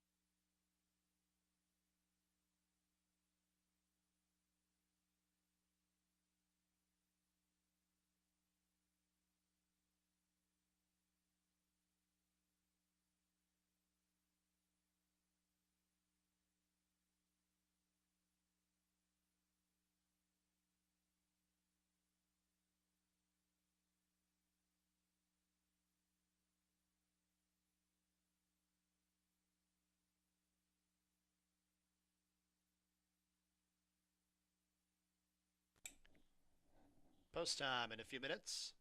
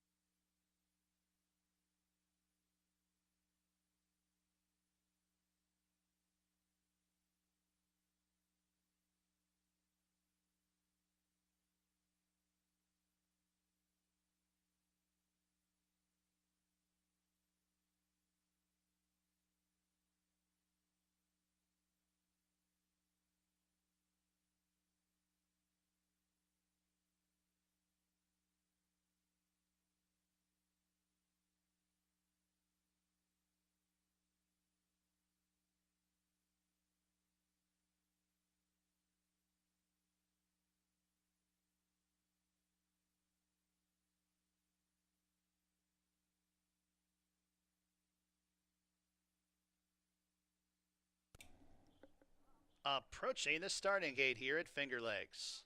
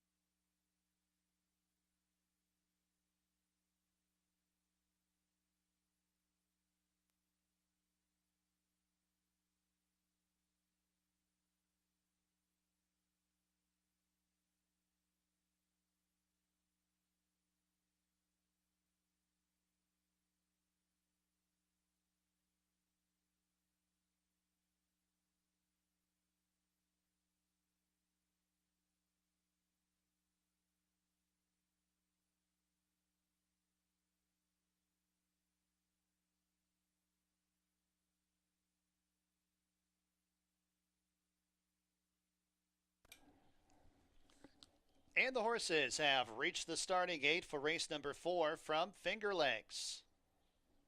Start of late 50 cent pick 5. Got a field of 7 fillies and mares. 6 betting interests going 5.5 furlongs, maidens. 7 to 5 on number 5, Better Be Smart. 8 to 5 on number 6, Equinox. Loading up for race number 4. Queen of All My Dreams with an assist from the gate crew into line.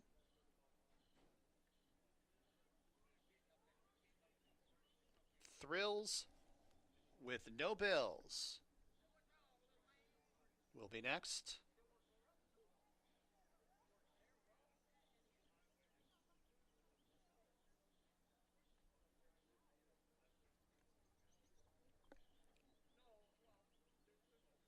Tail of the Tail. Tail of the Tail. Into line, Chuck-a-Tuck.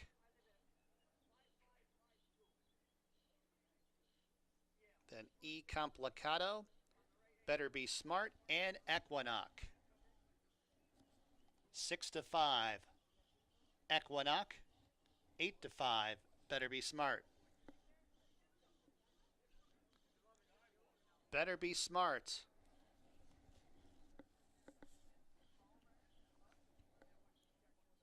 Going up and in, Equinox. To the outside. They're all in the gates.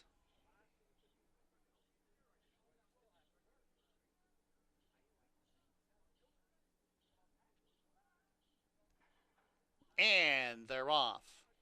It's Chuck-a-Tuck who's bounding out for the front end. Better Be Smart displaying speed on the outside. And then it's Thrills with No Bills at the fence. Equinox within striking range in third, 2.5 lengths off the lead. Fifth place, E Complicado to the outside of Tail of the Tail. He was about 3 lengths in front of Queen of All My Dreams, who's at the back of the pack as they make the entry into the turn. Better Be Smart clears off by 3 open lengths. Equinox tries to peck away at the margin second. Chuck-a-Tuck along the inside third, 6 lengths off the lead. Then it's E Complicado outside in fourth. 2 lengths of Thrills with No Bills as it's Tail. The Tail is under a drive and about 11 lengths off the lead, and 4 lengths to Queen of All My Dreams, who's at the back of the pack as they turn into the stretch. Better Be Smart cuts the corner, has the lead by 2.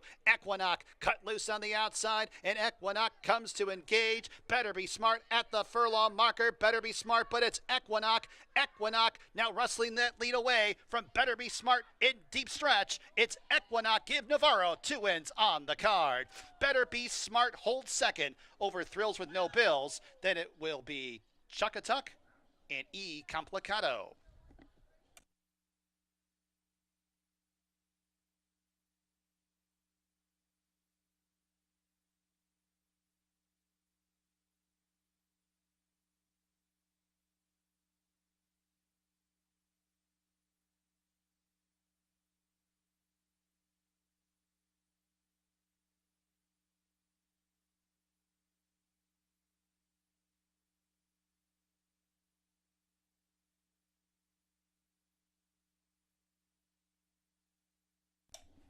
Six, 5, 2, and a photo for fourth. Number 6, Equinox first. 5.5 furlongs in 107.92.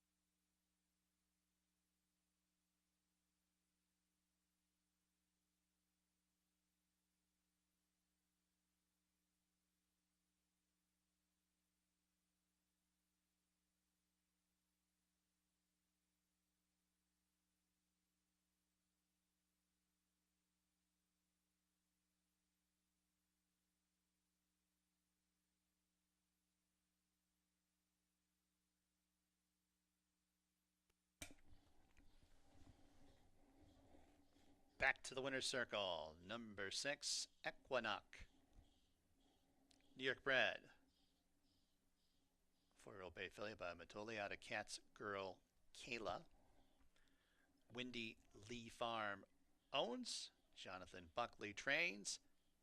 And Kevin Navarro, the winning jockey. 2 wins in the card for Buckley and Navarro. Dixie Farm bred Equinox. 6524. 4 was 4th. It's official. $2 exacta, $9.20.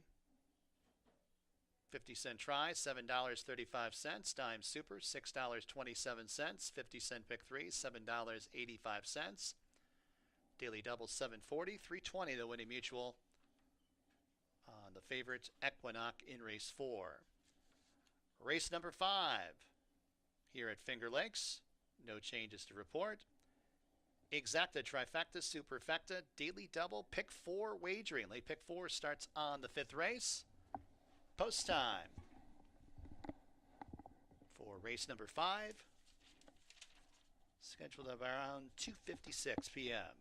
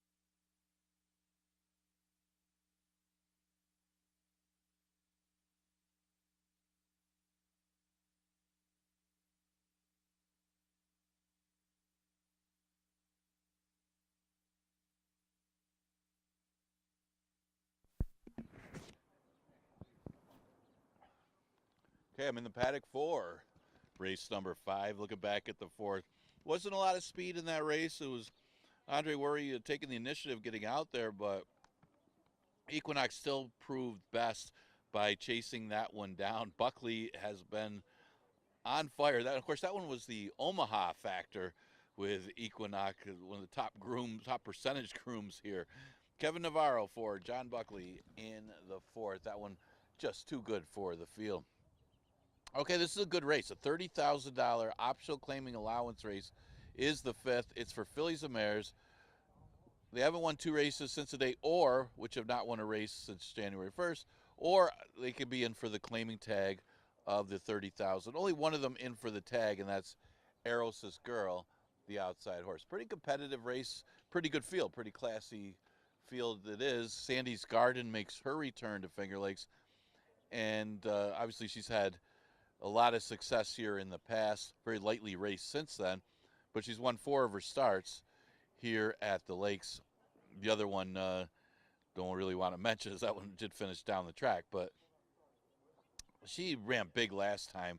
Coming off a year layoff, she got out to the lead and just never looked back against an allowance field at the Belmont and Aqueduct meet. So, the impressive thing, it was just being off so long, and she was able to get out there and win the race. Now, there is some other speed in here that she'll have to contend with Fabulous Fox and Easy Play outside of her.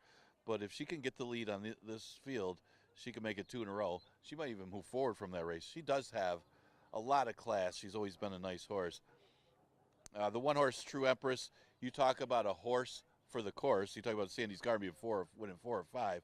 True Empress, she may have the worst form in New York and Saratoga coming in, and then pop, she'll still beat the horses here. She's got 8 wins in 10 Finger Lakes starts and 2 seconds, and one of those seconds, it took a photo finish to separate her. So she is the true horse for the course. She is a former top mare here at Finger Lakes, and it's just a matter of her running her race, coming back home, and catching the speed. Good chance of doing so. The 5 is Amazing Dottie, who has some decent form in New York, running against some good fields, including Sandy's Garden in her last start. She wasn't quick enough to keep up with that one, but they do try to be too aggressive with her in some of her races. It works out when she's the only speed or against lesser horses, but this might be a race where she could get a stalking trip and try to stalk and pounce and have a chance to win. She's got good enough form and fitness that she's a big threat in race number 5. So it's a few of the contenders in a very, very good optional claiming allowance field. Exacta Tri Super Daily Double and the late pick 4 starts with race number 5.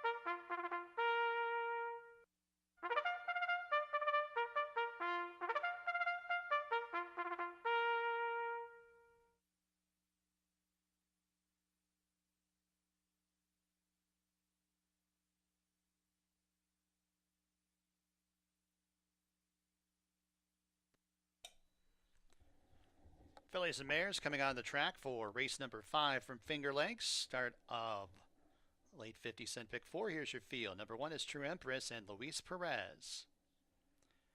Number 2, Sandy's Garden and Caber Coa aboard. Number 3, Fabulous Fox, Romero Mirage, the jockey. Number 4 is Easy Play and Emmanuel Diego aboard. Number 5, Amazing Doty and Andre Worry. And number 6,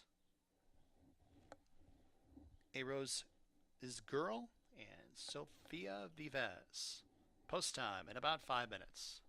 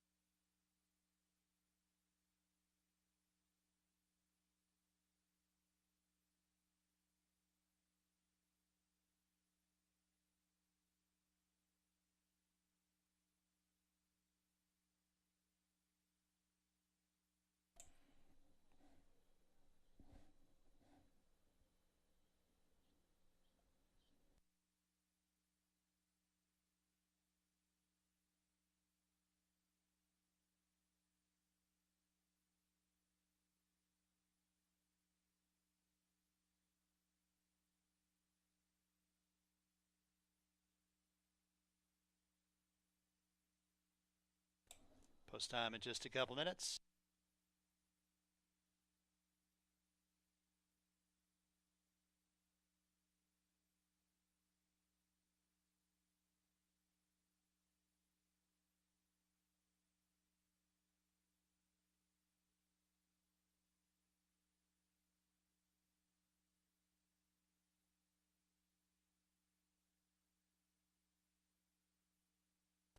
Approach the gate.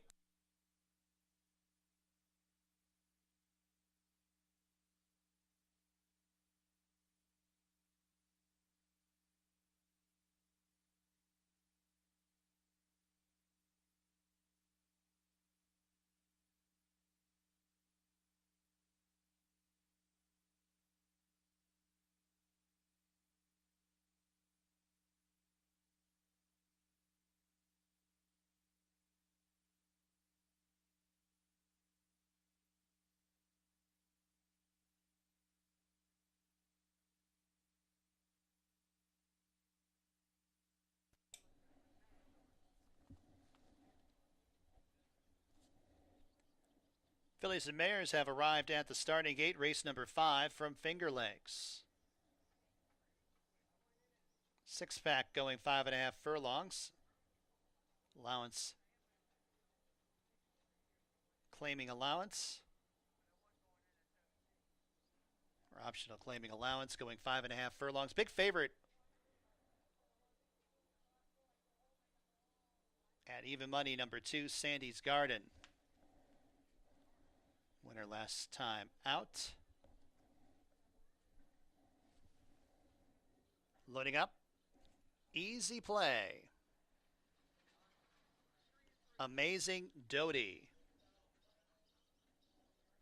And then Erosa's Girl to the outside.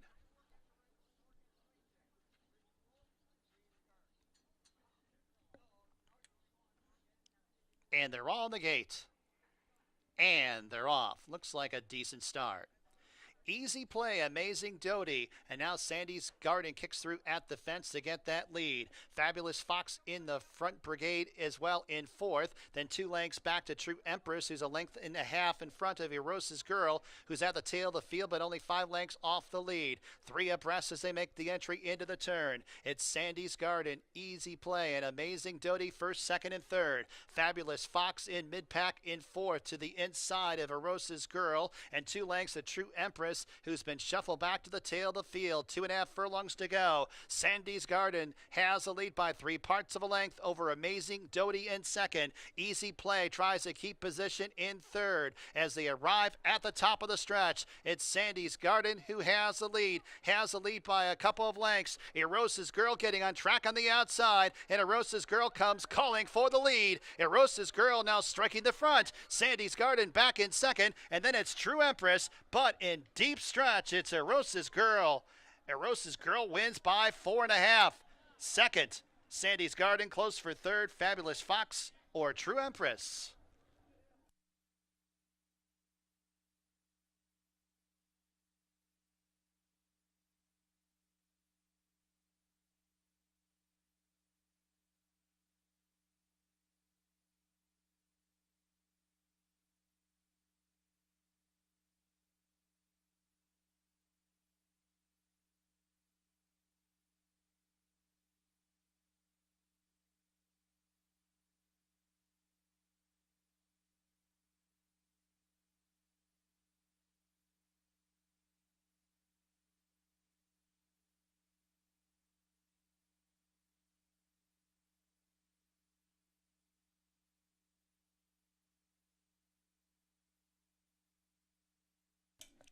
Six, 2, and a photo for third. Number 6, Erosa's Girl first. 5.5 furlongs, 106.14.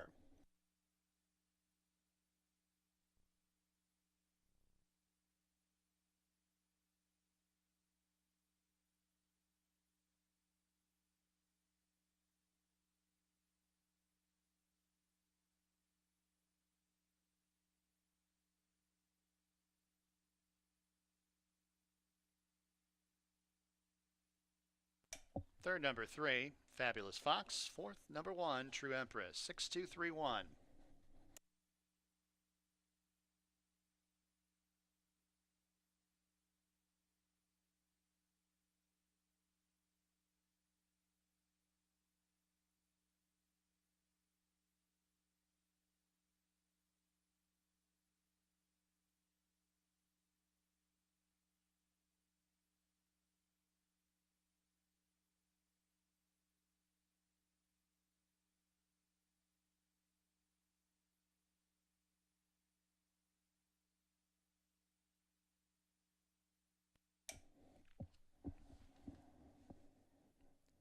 And to the winner's circle, number 6, Eros' Girl.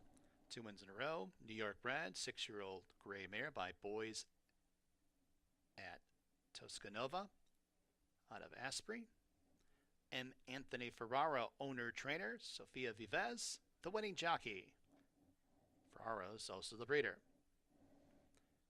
1040 is the winning mutual. $2 exacted, $36.40.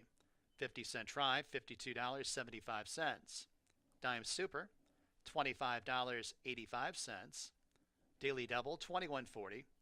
50-cent pick 3, $14.75. And the early 50-cent pick 5 gets you back $707.75. Race 6 here at Finger Lakes. No scratches or jockey changes. Win, place, show. Exacta, trifecta, superfecta. Daily double, pick 3 wagering.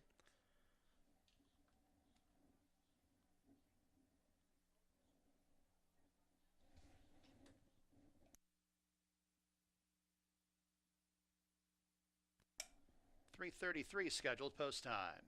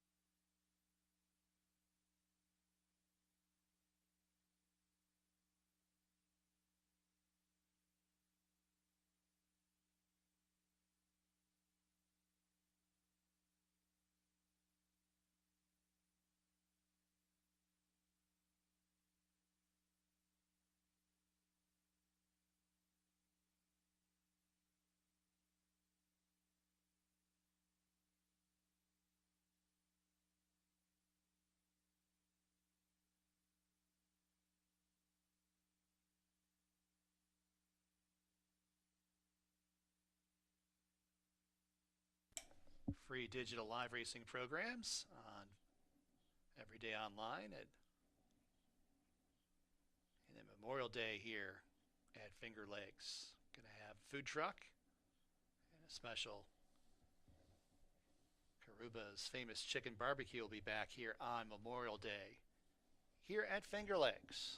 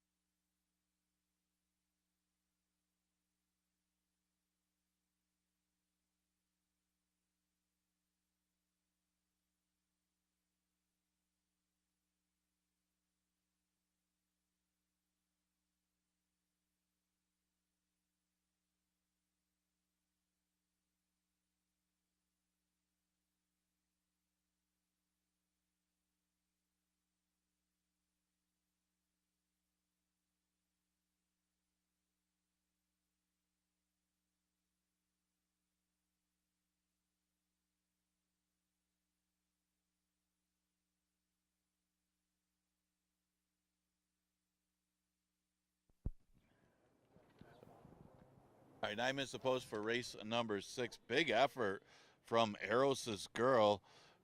Just barely won an 11 to 9,000 last time. Steps up, goes in for the 30,000 tag, and won easily. Sophia Vivas picking up the mount for M. Anthony Ferraro. Eros' Girl drawing away, probably enjoying this track, but as the speed backed up to her, as that one starts the late pick 4. Would want a lot better price than that. Allowance race, never won 2 condition is the 6th, going a distance of a mile. Got a couple favorites in here. Kitty Hawk getting some play, stretched out. I believe this is the first mile race we've had this season. We have all these 4.5 furlong sprints now, 5.5. This will be the first route of the season. We've got a couple more on Wednesday. We got a mile 40 later on today's card.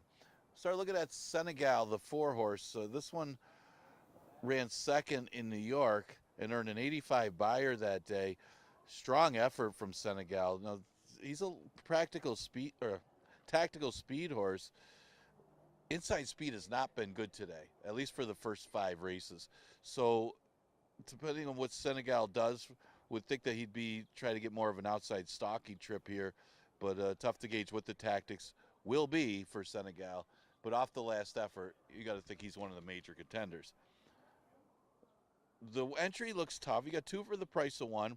Prophetic beat Senegal in the past, going a mile in the 16th back in October, but he's off the break. Would think Revivalism might be the stronger half just on fitness right now. Wasn't the strongest field he beat, and it was in gate-to-wire fashion in New York against $25,000 3-year-olds.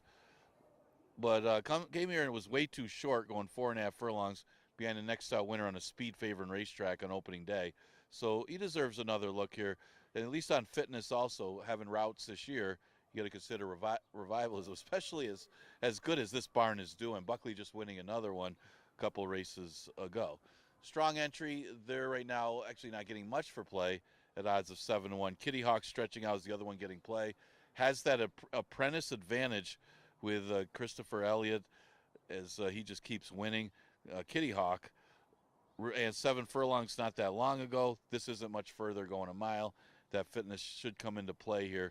He's only making his 3rd start of the year, but based on the company kept, those are tough optional claiming allowance races. He's going to be a player in race number 6. Exacta Tri Super Daily Double and Pick 3 starts in this race. You got 6 minutes to post.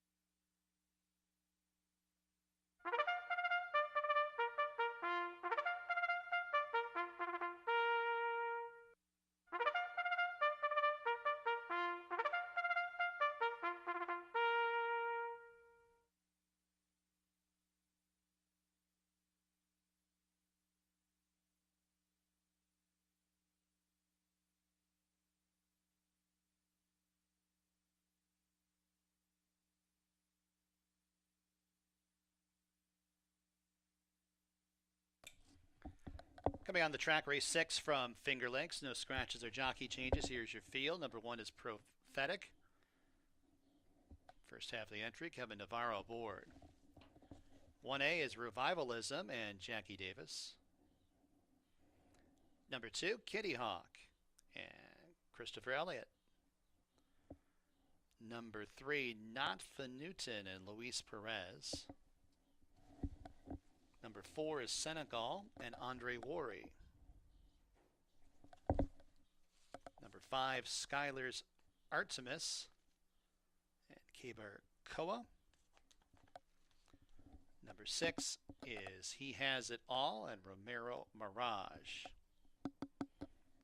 Number 7 is In the Blue, Luis Pena.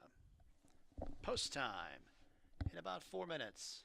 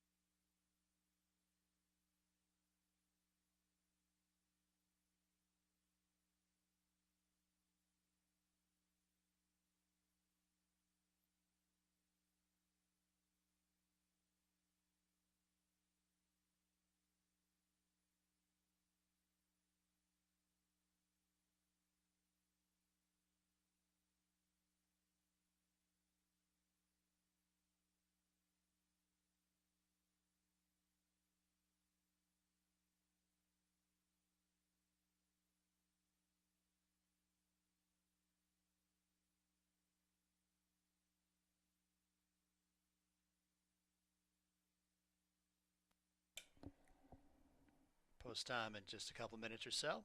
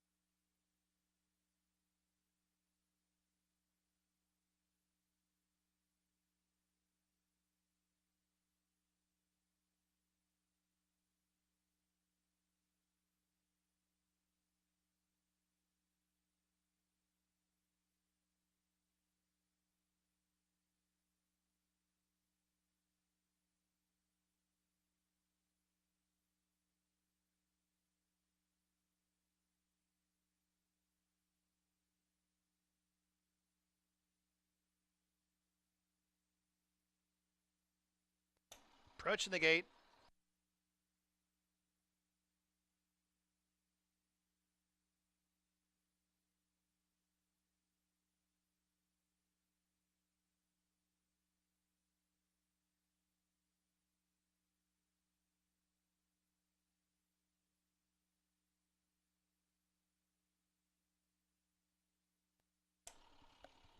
And the horses have arrived at the gate for race number 6 from Finger Lakes. First two-turn race on this Monday card. Got a field of 8-7 betting interests going a mile. Allowance. Non-winners of 2. Even money number 4, Senegal. 2-1 on number 2, Kitty Hawk.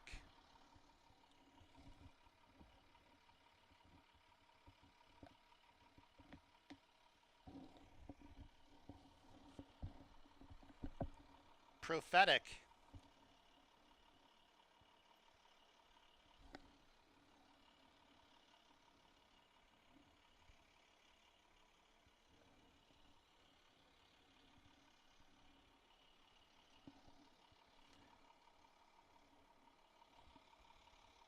Loading up for race 6.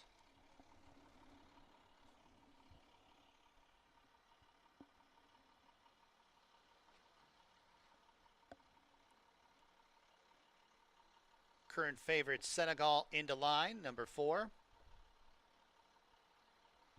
Skylar's Artemis. Cabercoa.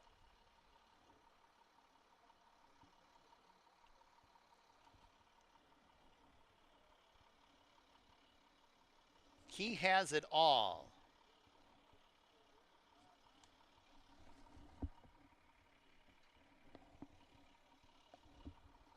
In the blue and Revivalism.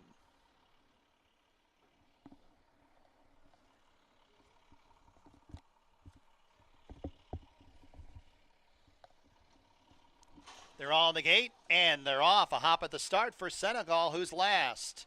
It's Kitty Hawk from an inside post who's setting out for the lead. He has it all, is flashing early speed in the blue outside of him.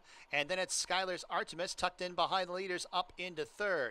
In 5th, that is Revivalism to the outside of Not Fanutin. And then the back 2 markers, Prophetic, is to the inside of Senegal. About 8.5 from top to bottom as they have about 5.5 furlongs to go as they straighten up on the backstretch. He has it all is to the outside of Kitty Hawk. They're clear by 3 lengths. Then a couple of grays, 3rd and 4th. Skylar's Artemis to the inside of In the Blue. And then a gap of about 4 lengths to Senegal, who's making a middle move outside in 5th, 7.5 lengths off the lead, passing Revivalism. Then 3 more lengths to Not Fanutin, who's to the outside of Prophetic as they make the entry into the far turn.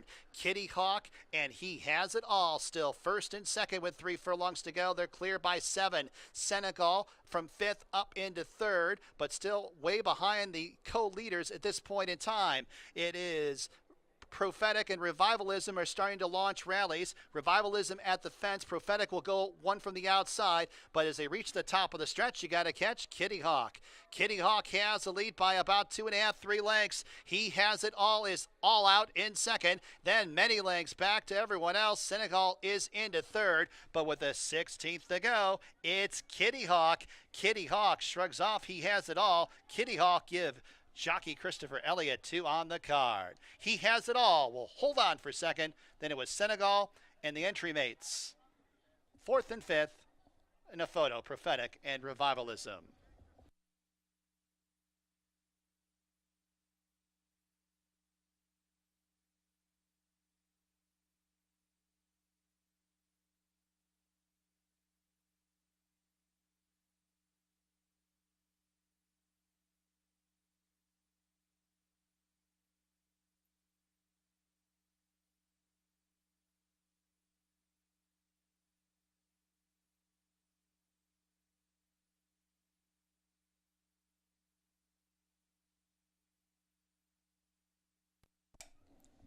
Two, 6, 4, and a photo for 4th. Number 2, Kitty Hawk, 1st. Time for the mile, 141.73.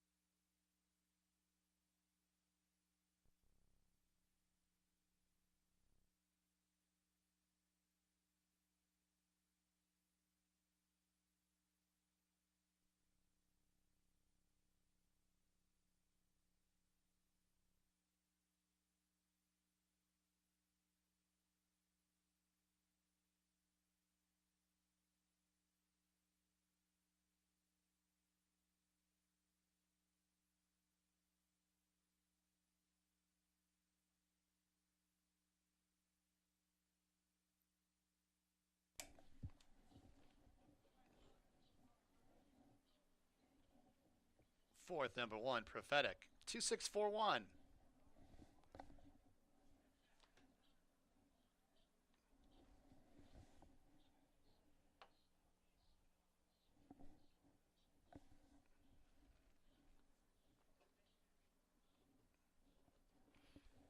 Eight to 5, second choice, number 2, Kitty Hawk to the winner's circle. Kentucky bred, 4-year-old dark brown gelding by Not This Time out of Combat Kitty. BBN Racing owns Gregory Sacco is the trainer, and apprentice Christopher Elliott with a riding double today.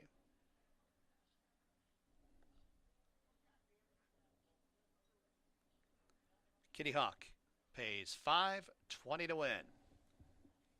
$2 exacta, $23. 50-cent trifecta, $9.10. Dime super, $5.02.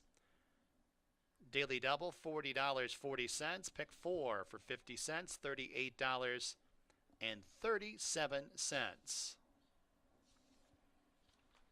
Seventh race from Finger Lakes. No scratches or jockey changes. Win place show, exacta trifecta, superfecta, and daily double wagering.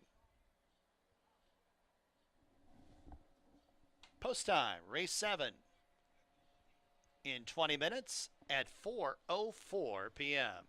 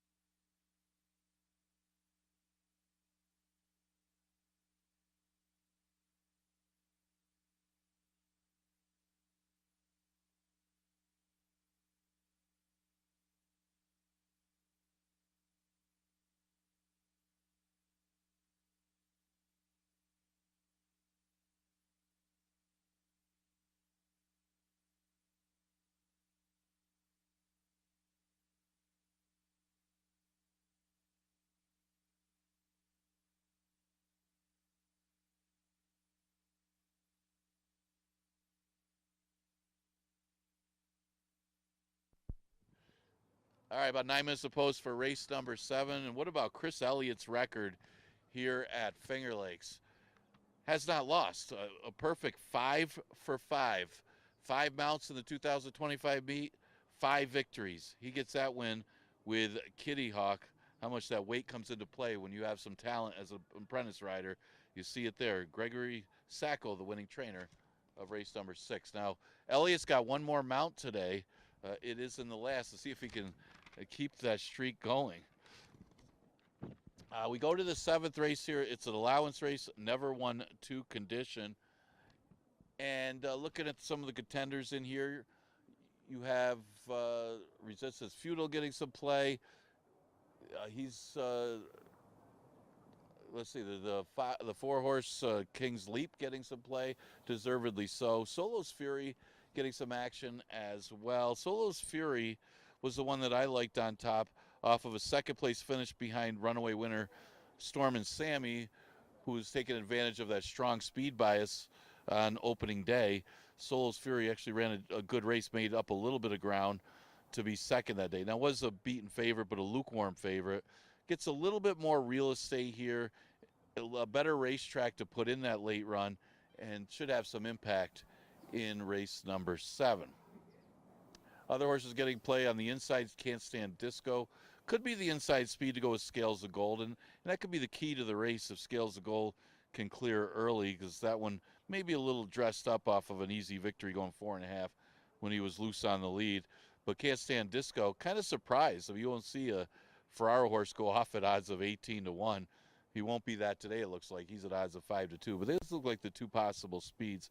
Maybe that gives Solo's Fury something to run at. Also, the other Ferraro Junior horse, King's Leap, showed some talent as last year as a 2-year-old, running 3rd in the Aspirant Stakes behind Bostonian, who turned out to be a pretty good one. So he'll be making his first start as a 3-year-old. And if this one improves going into the 3-year-old season, he could be a strong threat in race number 7. He's currently at odds of 3-1. So the late double starts with the 7th. Exacta, Trifecta, Superfecta, and Daily Double is offered in here.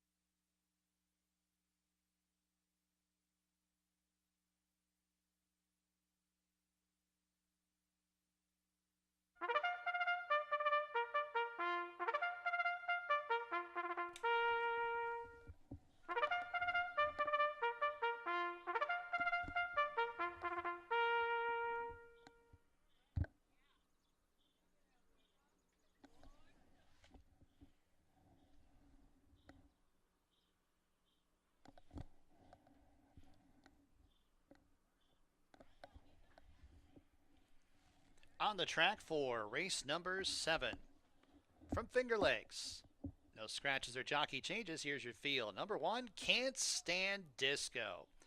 Joel Cruz aboard. Number 2, David's Tuition with Sophia Vives. Number 3, Solo's Fury and Andre Worry. Number 4, King's Leap with Luis Perez. Already on the turn. Number 5, Scales of Gold. Move on to the 6, Resistance Futile and Stephen Frett. Number 7, Jake's Orchard and Herman Harkey. And there's the 5, Scales of Gold and Emmanuel de Diego. Post time at about 4.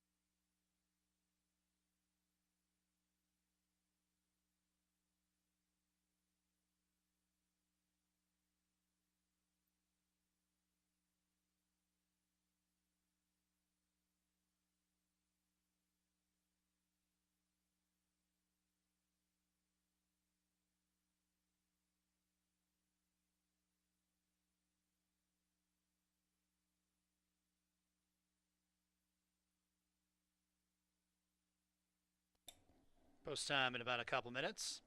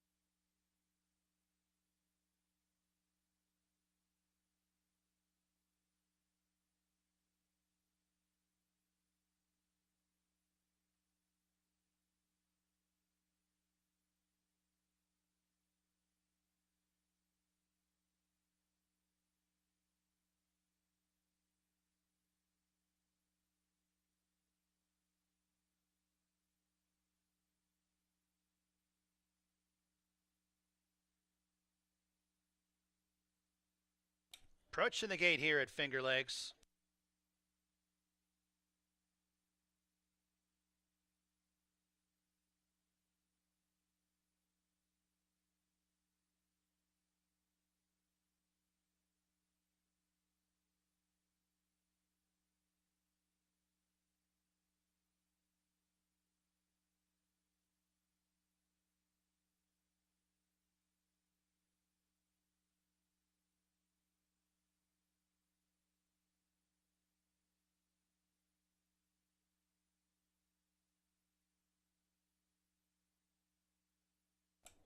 And the horses have arrived at the starting gate for race number 7 from Finger Lakes.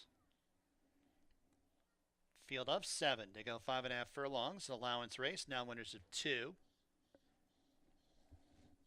Battle for favoritism, 8-5, number 3, Solo's Fury. 2-1, number 4, King's Leap. 3-1, number 5, Scales of Gold.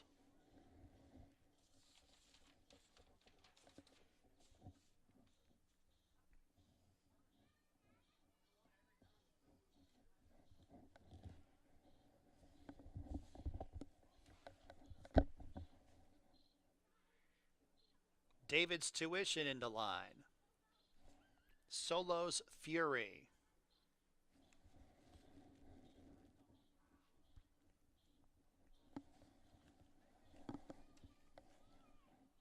King's Leap.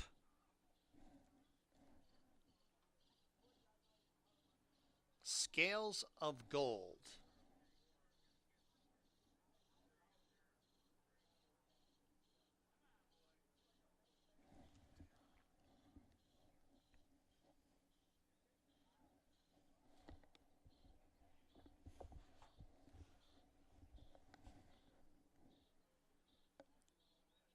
Scales of Gold right behind the gate.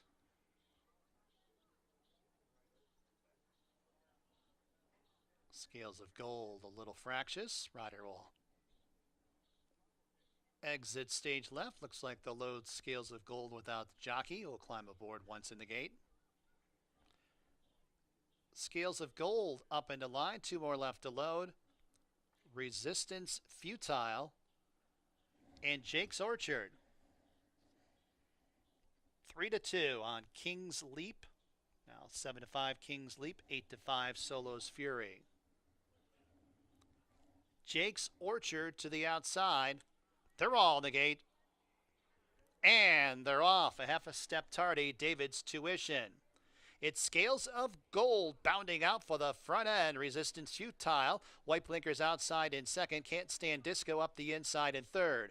A couple more lengths back to Jake's Orchard. Mid-pack in fourth. It's the outside of Solo's Fury. Those two about 3.5, 4 lengths off the lead. A gap of about 4 lengths. Back to King's Leap, who's about 6 lengths in front of the slow starting David's Tuition at the back.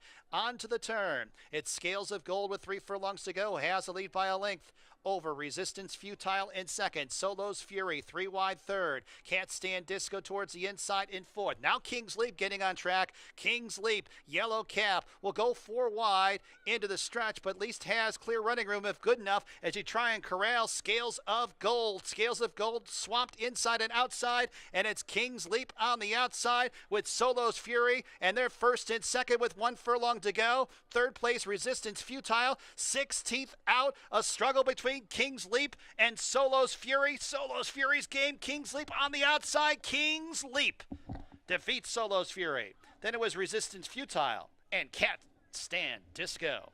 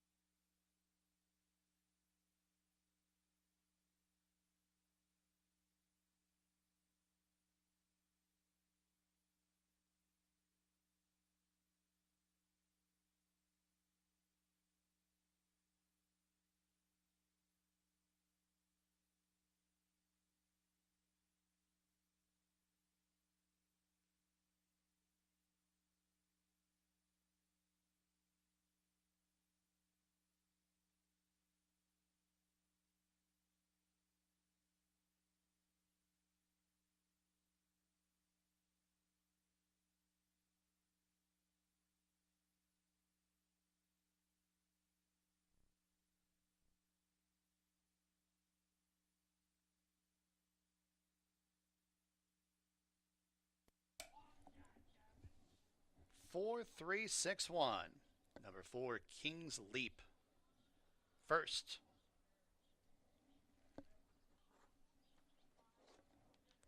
Five and a half furlongs, 107.24.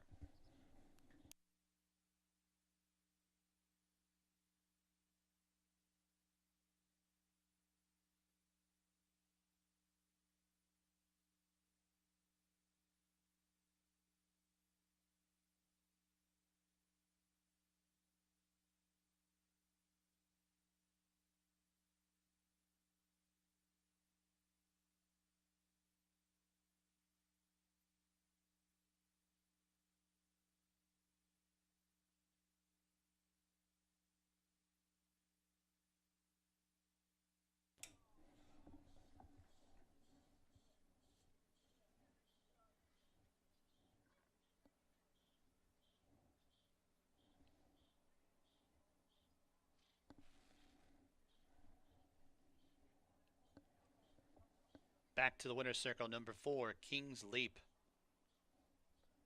New York bred. 3-year-old dark brown gelding by King for a Day, out of mine as well. TLC Thoroughbreds. Owner breeder. M. Anthony Ferraro, the trainer. 2 wins for Ferraro. And Luis Perez, the winning jockey. $3.50 the winning mutual. $2 exact is $7.50. 50-cent try, $17.37. Dime super, $14.77. Daily double, $16 even. 8th and final, Finger Lakes, scratch number 8, Honor the Bull. Win, play, show, exacta, trifecta, superfecta wagering. Post time in about 20 minutes at 4:34 p.m. Want to let everyone know, no racing here at Finger Lakes tomorrow, but we will have live racing on Wednesday with first post at 1 p.m. But still got one more race to go on this Monday. As I mentioned, 20 minutes to the 8th and final.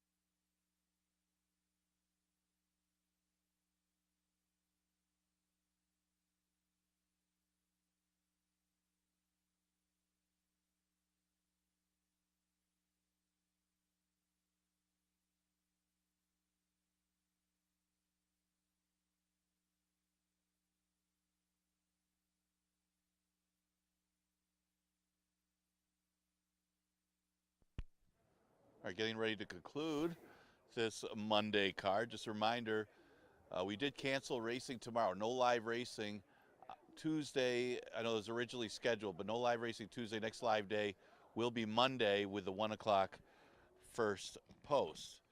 Well, looking back to the 7th. Man, good finish to that one between two of the main contenders, King's Leap and Solo's Fury. Money really showing on the first time 3-year-old King's Leap. He looked the par. Solo's Fury gave him a nice run. Good battle to the wire, but Luis Perez get the victory for Amanthi Ferraro, who's still the leading trainer. His horses are just all look sharp, especially here in the spring. Won the big race earlier on the day with the former stakes horse Eros' Girl. That one stepped up and looked like the old Eros' Girl. Okay, looking at the 8th race, you got this is another route race, by the way. This one goes the distance of a mile 40, so we're a little bit further here to conclude the Monday card. And I guess the big factor here is, can Christopher Elliott keep this Finger Lakes streak going? Man, he's a perfect 5 for 5 when you consider that he's won on all 5 mounts that he's been aboard. He won both of his mounts today, and he was 3 for 3 going into today. And he's got one of the main contenders in the last race. Wouldn't be a surprise, especially with that weight allowance that he gets going the mile 40 today. Now, he's ridden this horse, talking about all of a suddenly, and ran to a close second against 30,000 maidens going the mile back in March. One start since then, wasn't horrible. He's got good speed and is a logical horse. He's co-favorite basically at 3-2. The favorite right now is the entry for Barry Schwartz of Burn Notice and Break the Fall. Burn Notice is making his first start as a 3-year-old. Usually tough to do going a route, but he's very well bred for the route. This one costs $125,000 as a yearling and is by Tonalist. This is the first foal out of the dam, who is a half to a graded stakes winner. Of course, a lot of turf as far as the siblings to Mrs. Got Rocks on that damn side. Now, Break the Fall has been running in New York and ran a good 4th.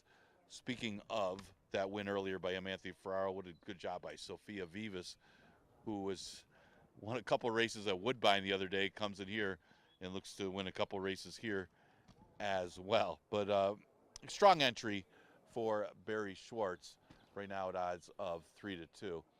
Both close to in favoritism. Now the favoritism at 7-5 is with the 4. The 2-horse is 3 Point Strut, who's right now at odds of 7-1. Probably needed his last start, and also the distance was just simply too short for a 3 Point Strut. But at least he got a race under him off of a lengthy layoff, and now try a route for the first time. I guess the only question is, does he need a route? It's been a while since he did go the distance, and that was on the turf, and does seem to be a better turf horse than dirt horse. Not a lot of experience on the dirt, but he has hit the board on the turf and the synthetic. So we'll see how he handles it today against probably softer competition, but at least it's a better distance than the 4.5 furlongs he tried last time, and actually didn't run that badly in that special weight race that he was in not that long ago. Exacta Try and Super offered in the final race on today's card.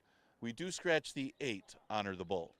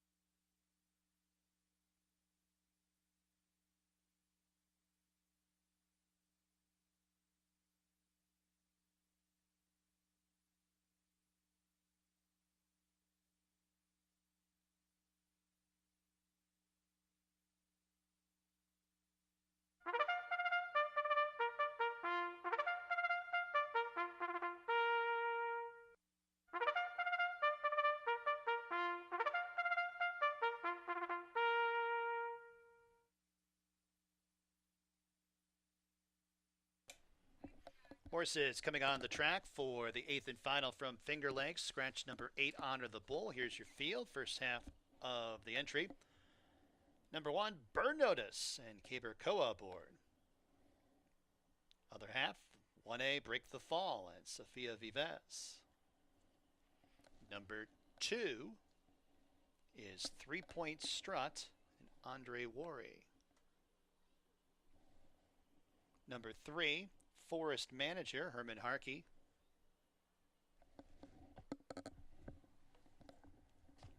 Number 4 is All of a Suddenly and Chris Elliott. Number 5 is Ananias and Rafael Rohina Jr. Number 6, Neptune Beach, Michael Davila Jr. calling the shots. And at number 7, Smoking It Up, and Emmanuel De Diego.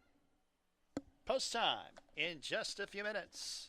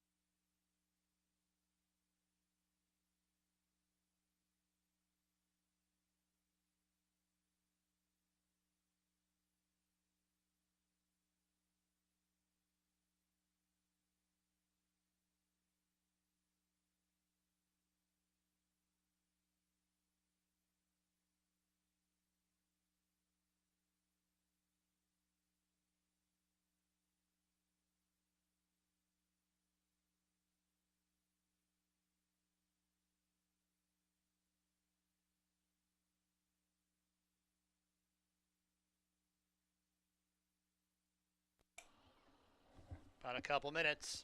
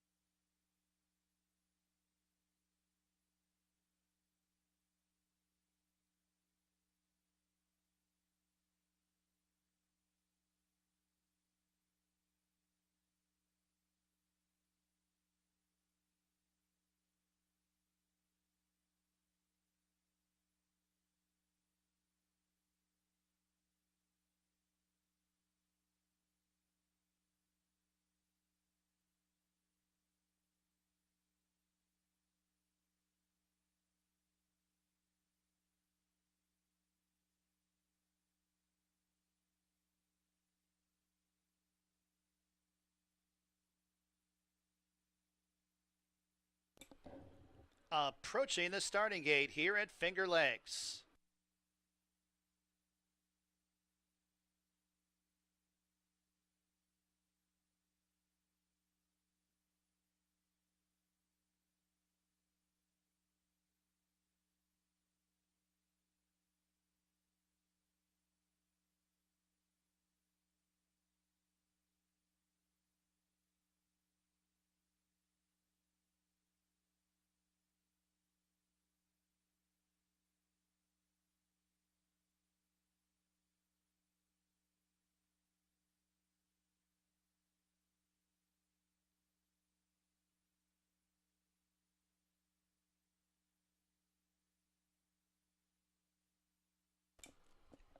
And the horses have arrived at the starting gate for the 8th and final from Finger Lakes.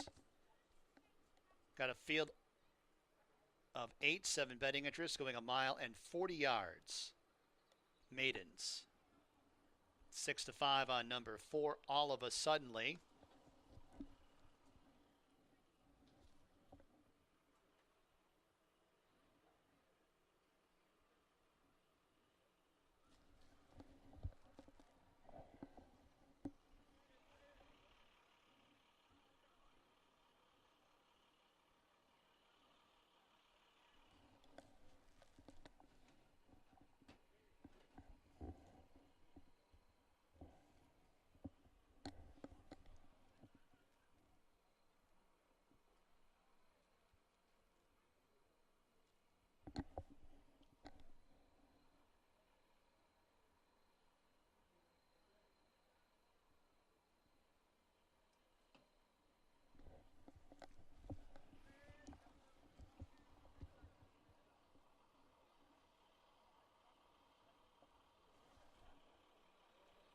Ananias goes in.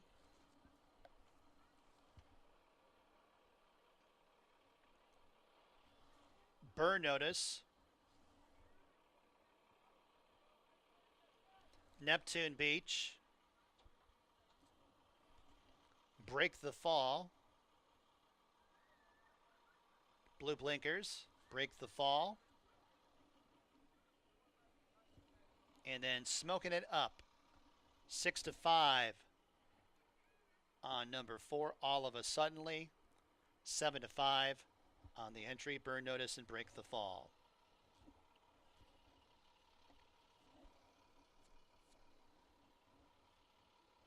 Smoking It Up.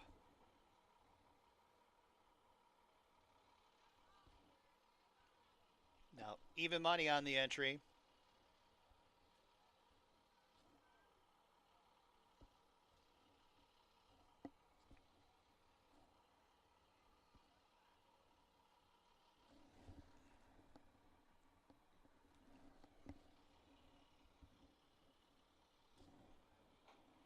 They're all on the gate. And they're off. In a little tight at the start, Ananias. It's Break the Fall sending out for the lead. All of a Suddenly splitting rivals. Forest Managers at the fence. Smoking It Up will be stuck out 4 wide around that first turn in 4th. And then it's 3-point strut towards the inside in 5th. Burn Notice 6. A length and a half back to Neptune Beach, who's about 2 lengths in front of Ananias, who's at the tail of the field. 6 furlongs to go as they turn on to the backstretch. Forest Manager has the lead. All of a Suddenly defers in the 2nd spot. And then in 3rd, that is Break the Fall in the Blue Blinkers. 2.5 lengths off the lead. 3-point strut towards the inside in 4th. Smoking It Up deep on the course in 5th. A space of about 5 lengths back to Burn Notice, who's a length and a half in front of Neptune Beach, and 3 lengths to Ananias, who's at the tail of the field. Half mile to go, and 3-point strut makes a middle move, probes through at the fence, and grabs that lead. All of a Suddenly up into 2nd as Forest Manager drops back in 3rd, now losing 3rd to Break the Fall. Smoking It Up's outside in 4th, and in 6th, that's Burn Notice, about 8 lengths off the lead. And 3 more lengths back to Neptune Beach in 2nd last as they arrive at the quarter pole. All of a Suddenly and 3-point strut, they are 1st and 2nd. Break the Fall angles to the outside. Burn Notice is on the grandstand side, and Burn Notice closing in with each and every stride. They run down to the final furlong, and it's Burn Notice Notice now forging to the front, shifting ground in second. That is Break the Fall, 16th to go. It's Burn Notice who opens up by about 3 lengths, and Burn Notice in the Nightcap here at Finger Lakes. Break the Fall second. 3-point Strut third, close for Ford, Neptune Beach, or All of a Suddenly that it was smoking it up.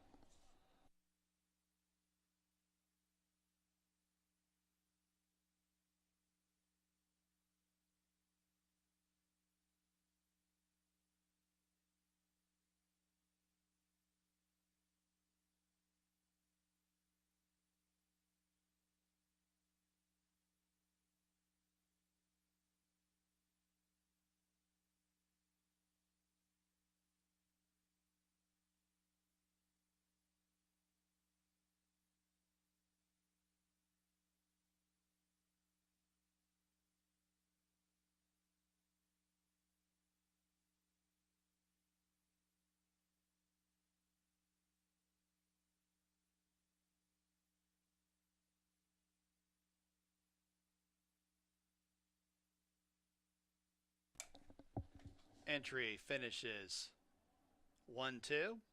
Number 1, Burn Notice first. Second, 1A, Break the Fall. Third, number 2, 3-point Strut. Photo for fourth.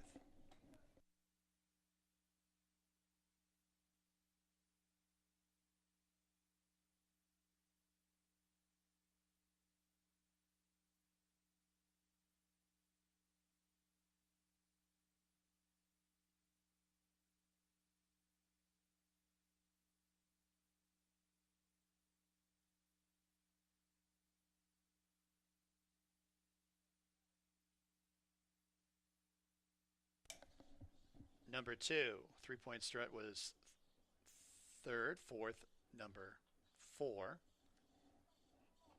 All of a Suddenly, and fifth, number 6, Neptune Beach.